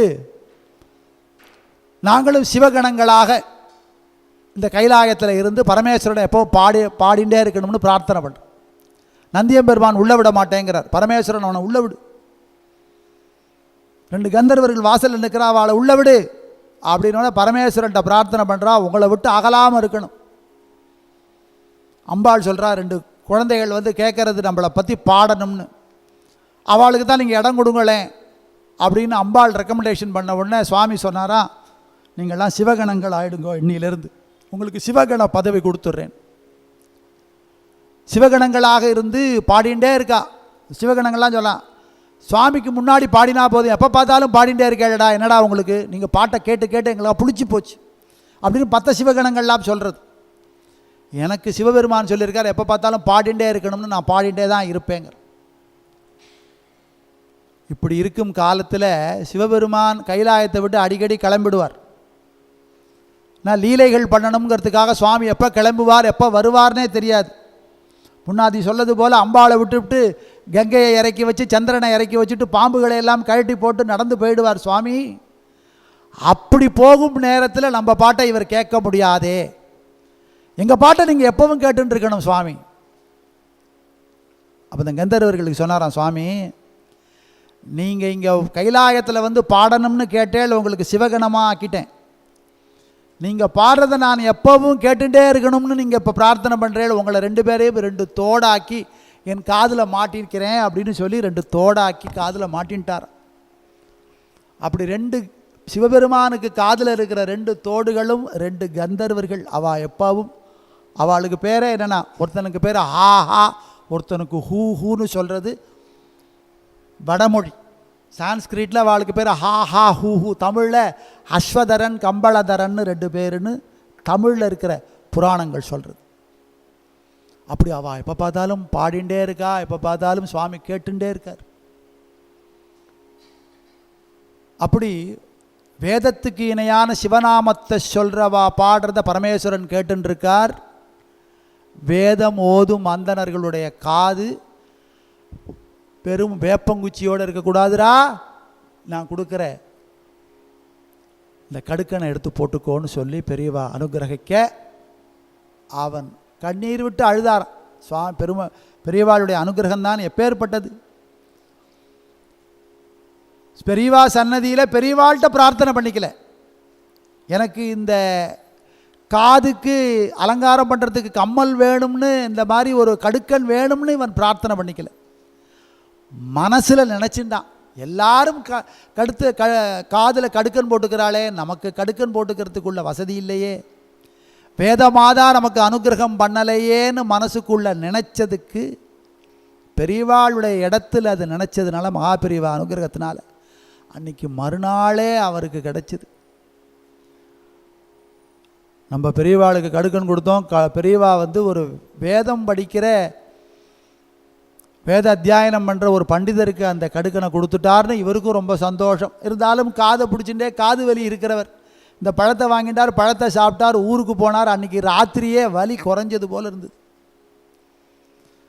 மறுநாள் காத்தால் போய் டாக்டர்கிட்ட போய் செக் பண்ண போனார். அவர் பார்த்தார், நான் உங்கள்கிட்ட சொன்னது வாஸ்தவம் தான், ஆப்ரேஷன்லாம் பண்ணணும்னே, ஆனால் இன்றைக்கி இருக்கிற கண்டிஷன் படி பார்த்தா வலியெல்லாம் குறைஞ்சி போச்சு, மாத்திரை எழுதி தரேன், நீ சாப்பிடு, ஒரு 10 நாளைக்கு சாப்பிட்டா சரியாக போயிடும், வேலையை பாரு அப்படின்னு டாக்டர் வெறும் மாத்திரையோடு முடிச்சு விட்டார். அறுவை சிகிச்சை அப்படிங்கிறது தேவையில்லாமல் போயிடுது. வீட்டில் வச்சு பூஜிக்கிற அந்த சித்திரப்படத்தில் இருக்கிற மகாபெரிவா ஸ்வயே சஞ்சிலா தியாஞ்சேகரா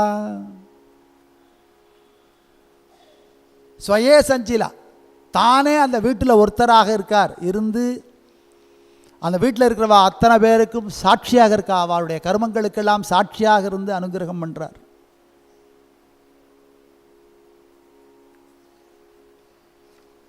அப்படி தன்னை வணங்கும் அடியார்களுக்கு அவளுடைய கூடவே இருந்து தோன்றா துணையாக இருக்கார். தோன்றா துணையாக இருந்தனன் தன் அடியோங்களுக்கேன்னு தேவாரத்தில் வர்ற வாக்கியம் என்ன அப்படின்னா, கண்ணால் பார்க்க முடியாது, ஆனால் தோன்றா துணையாக எல்லா செயல்களுக்கும் சாட்சியாக இருந்து எல்லா கர்மத்துக்கும் தகுந்த பலனை அந்த குருநாதால் அனுகிரகம் பண்ணுறார். அப்படியாப்பட்ட குருநாதரை எப்படி கொண்டாடணுமான்?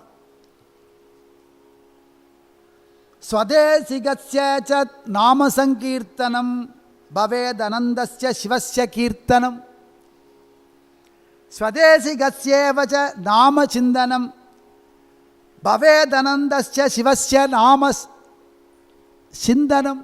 நாம சிவபெருமானுடைய நாமத்தை சிந்தனது பண்ணுறது போல குருநாதாளுடைய நாமத்தை சிந்தனை பண்ணும். குருநாதருடைய நாம சங்கீர்த்தனம் சிவநாம சங்கீர்த்தனம் ஆகிடும். தனியாக சிவநாம சங்கீர்த்தனம்னு பண்ண வேண்டியதில்லை.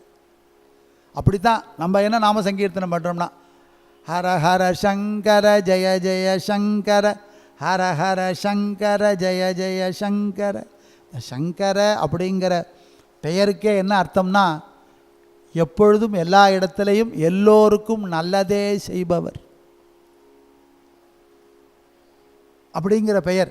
அதான் நம்மளுடைய குருநாதாளுடைய பெயர் சங்கராச்சாரியார். அப்படின்னா சங்கரங்கிற பெயருக்கு பரமேஸ்வரனுடைய சிவநாமத்துக்கு என்ன மகிமை அப்படின்னா, சிவ அப்படிங்கிற 2 எழுத்து, அது மட்டும் சிவோ மகேஸ்வர சைவ ருத்ரா விஷ்ணு பிதாமகா சம்சார வைத்திய சர்வஜா பரமாத்மா சதாசிவா, அதோட சங்கர அப்படிங்கிற நாமமும் இது வேற எந்த தெய்வத்துக்கும் சேராதான். சிவபெருமானுக்கு மட்டுமே உடைய நாமாவளி. என்னென்னா சிவ அப்படிங்கிற 2 எழுத்துக்கு சி அப்படிங்கிறது சுவாமி, வங்கிறது வகாரம் அம்பாள். அம்பாளையும் சுவாமியையும் பிரித்து பார்க்குறதே இல்லை சைவம். சிவ அப்படிங்கிற 2 எழுத்துக்கு 2 எழுத்தும் ஒரே பொருளைத்தான் குறிக்கும். அது மங்களகரமானது, பிரிக்க முடியாதது, எல்லா உயிர்களுக்குள்ளேயும் உள்ளது, எல்லா இடத்துலையும் வியாபிச்சிருக்கிறது அப்படின்னு 16 பெருமைகள் வரிசையாக சொல்லப்படுறது. அப்படியாப்பட்டது சிவநாமம். அந்த சிவநாமத்துக்கு இணையானது குருவுடைய நாமம்.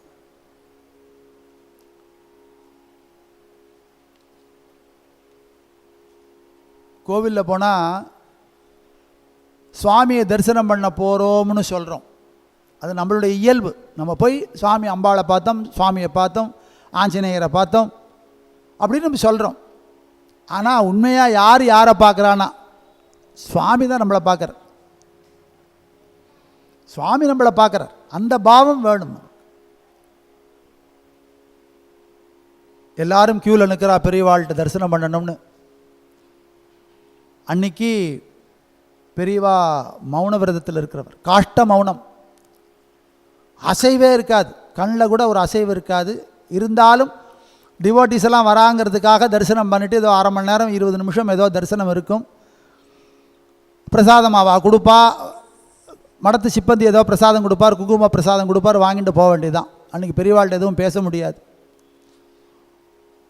கூட்டமாக கூட்டிடுத்து பெரியவாளை தரிசனம் பண்ணுறதுக்கு எல்லாரும் லைனில் நிற்கிறா. அப்போது ஒரு கண்ணு தெரியாத ஒருத்தரும் நிற்கிறார். அவர் எங்கே வந்திருக்கார் அப்படின்னா, அவர் சுவாமியை பார்க்க முடியுமா, பெரியவாளை தான் பார்க்க முடியுமா, 2 கண்ணும் தெரியாதவர். அவரும் அடியாரோட வந்து நிற்கிறார். இப்படி க்யூவில் வந்துட்டே இருக்கிறவர் பெரியவா கிட்ட வந்த உடனே பெரியவா அவள்கிட்ட பேசுகிறார். காஷ்ட மௌனத்தன்னைக்கு பெரியவா பேசினதாகவே இல்லை. ராயபுரம் பாலுமாமா சொல்கிறார், பெரியவா இன்றைக்கி பேசினதாகவே இல்லை. ஆனால் பேசுகிறார். எல்லாருக்கும் ஆச்சரியமாக இருக்குது. காஷ்ட மௌனத்தையே அந்த சங்கல்பத்தையே உடைச்சிட்டு பேசுகிறாரே இன்னைக்கு அப்படின்னா. அவர்கிட்ட பேசி அவருக்கு பிரசாதம் எல்லாம் கொடுத்து அவர் அங்கேருந்து விலகி போனதுக்கப்புறம் சொல்கிறார், வந்தவர் நம்ம தேசத்துக்காக போராடி தன் இரு கண்களையும் இழந்த மேஜர். யாருக்கும் தெரியாது.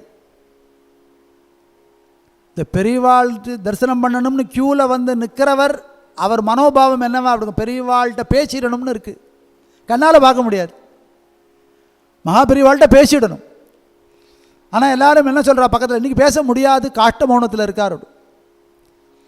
அந்த வேதனையில் உள்ளிருந்து அவர் பண்ண பிரார்த்தனை என்ன பண்ணிது அப்படின்னா, கிட்டக்க வந்து பெரியவா அந்த விரதத்தையே உடச்சி விட்டு அவர்கிட்ட பேசியிருக்கார். சொல்கிறார், நம்ம தேசத்துக்காக போராடி தன் 2 கண்ணையும் இழந்தவன்கிட்ட பேசாமல் இருந்து நான் என்னடா மௌன விரதம் இருந்து என்னத்தை சாதிக்க போகிறேன்?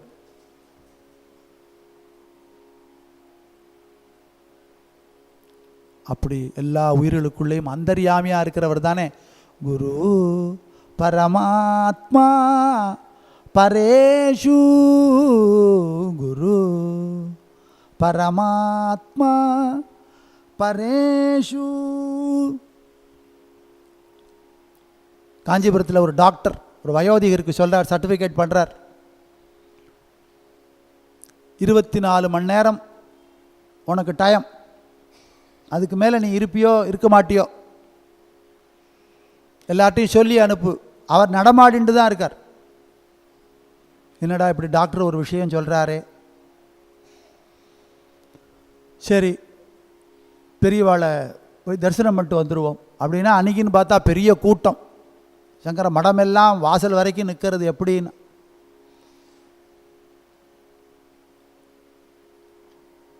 சைக்கிள் ரிக்ஷாவில் வந்து இறங்குறார். இறங்கி ரிக்ஷாக்காரன் கையில் பிடிச்சி கூட்டிகிட்டு போகிறான். கை கொம்பெல்லாம் ஊனிண்டே உள்ளே வரார். யார்கிட்டையோ பேசி இந்த பெரியவா எல்லாத்தையும் நிறுத்தினார். கிடுகிடுன்னு அங்கேருந்து வந்தார். இப்போ பூஜை கட்டு நடக்கிற இடத்துக்கு பின்பக்கம் வரைக்கும் வந்துட்டார். வந்து இவர் அந்த வயசானவர் நிற்கிறார். அவரை பார்த்தார். எல்லாரும் கொஞ்சம் விலகி நிற்கிறா. பெரியவாள் அந்த பெரியவர் பார்க்குறார். வயசானவர் கையில் கம்ப ஊனின்னு வந்து நிற்கிறார். பெரியவாளை பார்க்குறார். பெரியவா அப்படி ஒரு காருண்ய பார்வை. கொஞ்ச நேரம் பார்த்த உடனே பரமேஸ்வரா அப்படின்னு சொல்லி பாதத்தில் அந்த கம்பை தூக்கி விட்டு எரிஞ்சுட்டு பாதத்தில் விழுந்து நமஸ்காரம் பண்ணி ஒரு 5 நிமிஷம் எழுந்திருக்கவே இல்லை. அப்புறம் எழுந்துட்டார். கையில் கம்பை ஊனிண்டார். அற்புதமான காட்சி கிடச்சிது எனக்கு. அவர் என்ன காட்சி கண்டிருப்பார்னா, கைலாயத்தில் எம்பெருமான் அம்பாளோடு இருந்து அனுக்கிரகம் பண்ணுற காட்சியை பெரியவாளுடைய சந்நிதியில் அவர் கண்டிருக்கார். கம்பை பிடிச்சிட்டு ரிக்ஷாவில் ஏறினார். ஆற்றுக்கு வந்தார். ஆற்றுல வந்து சேரில் உட்காந்து ஒரு டம்ளர் தூத்தம் குடித்தார். தேக வியோகம் ஆயிடுது. அவருடைய பிரார்த்தனை என்னவாக இருந்திருக்கும்? பெரியவாளை தரிசனம் பண்ணும். பெரியவா தரிசனம் பண்ணி தன் தரிசனத்தை மட்டும் காமிக்கலை, ஒரு ஜீவனுக்கு கடைசி காலத்தில் யாரை காமிக்கணுமோ அவரை காமிச்சிட்டு. இந்த கைலாசபதி யார்? காசி நிவாசியான பரமேஸ்வரனோ பார்வதி சமேத சாம்ப பரமேஸ்வர தரிசனம் அவருக்கு கிடைச்சிருக்கு. அப்படியாப்பட்ட பெரியவா குரு பரமாத்மா பரேஷு. குரு இப்படி பெரியவாளுடைய விஷயமாக எண்ணற்ற விஷயங்களை அப்படியே அடிக்கின்றே போகலாம்.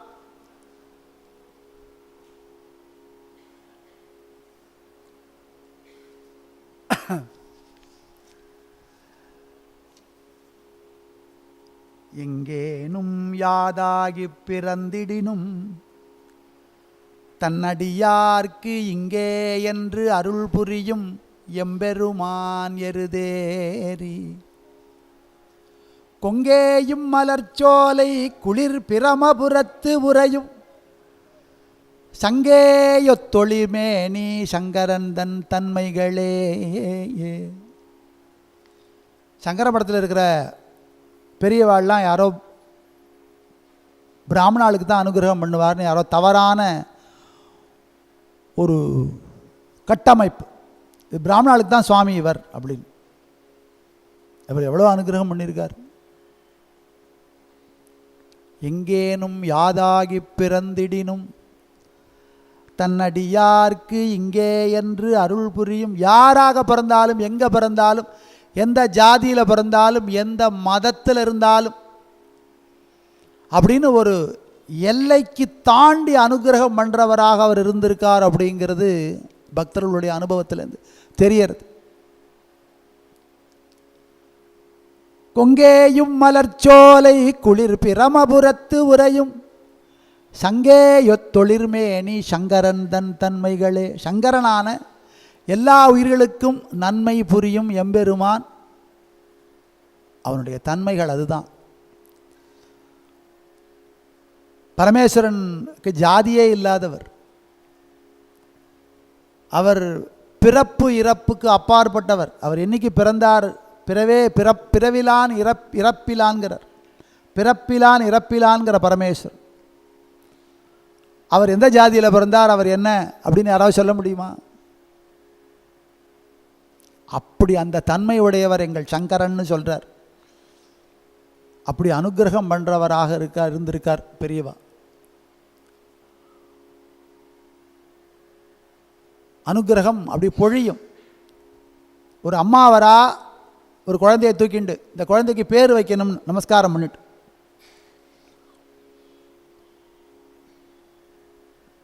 பெரியவாட்ட நமஸ்காரம் பண்ணோன்னா பெரியவா பிரசாதமும் கொடுத்து பேரும் வச்சுட்டா அந்த குழந்தைக்கு. சதானந்தம்னு பேர். சதானந்தம்னு பேர் வச்ச உடனே சதானந்தம் சதானந்தம்னு அந்த அம்மா 3 தடவை அந்த குழந்தை காதில் சொல்லிவிட்டு ரொம்ப சந்தோஷம் பெரியவா அப்படின்னு சொல்லிவிட்டு இந்த அவர் கொடுத்த பழத்தை எடுத்து பையில் வச்சுட்டு இந்த குழந்தையும் தூக்கிண்டு நடையை கட்டிட்டா. இந்த பின்னாடி இருக்கிற கைங்கரிய பரர்கள்லாம் பேசுகிறா. வாசுதேவன், நாராயணன், மகாதேவன், சந்திரமௌழி இப்படி தானே பேர் வைப்பார் நம்ம பெரியவா. இது சதானந்தம்னு ஒரு பேர் வச்சுருக்காளே. இது காதால் கேட்டார். கேட்டுட்டு எல்லாரையும் கூப்பிட்டார். வந்து நமஸ்காரம் பண்ணிட்டு போனவ ஒரு கிறிஸ்டின்டா, உனக்கு தெரியுமா?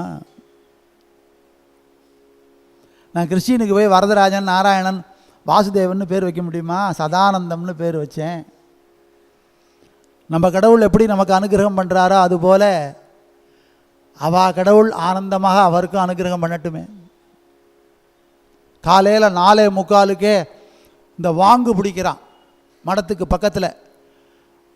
நம்ம ஒன்றும் அனுஷ்டானங்கள்லாம் பண்ண முடியலை. 20 நிமிஷமாக ஓன்னு கத்துறான் மசூதியில் அப்படின்னு அந்த மசூதி மௌல்வியே பிடிச்சி கூட்டின்னு வந்துட்டான். சங்கர மடத்தில் இருக்கிற கைங்கரிய பரர்கள்லாம் பெரியவாள்கிட்ட. இவர் என்னமோ இவாளெல்லாம் நினச்சிட்டா பெரியவா அவனை கூப்பிட்டு திட்ட போகிறான்னு. அவனை கூப்பிட்டு விசாரிக்கிறார். எத்தனை தடவை ஒரு நாளைக்கு நீங்கள் வாங்கு பிடிக்கிறீர்கள் அப்படின்னு. வாங்கு பிடிக்கிறது 4 தடவை பெரியவா அப்படிங்கிறார் அந்த மௌல்வி இஸ்லாமியர். அப்புறம் ஒரு தடவை தொழுகணும்னு இருக்கே, உங்களுக்கு தெரியுமா அப்படின்னு. இல்லை பெரியவா எங்களுக்கு தெரியாது. நாளைக்கு நீங்கள் குரான் புஸ்தகத்தை பார்த்துட்டு எனக்கு வந்து சொல்லுங்க, ஒரு நேரம் எக்ஸ்ட்ராவாக நீங்கள் தொழுகணும்.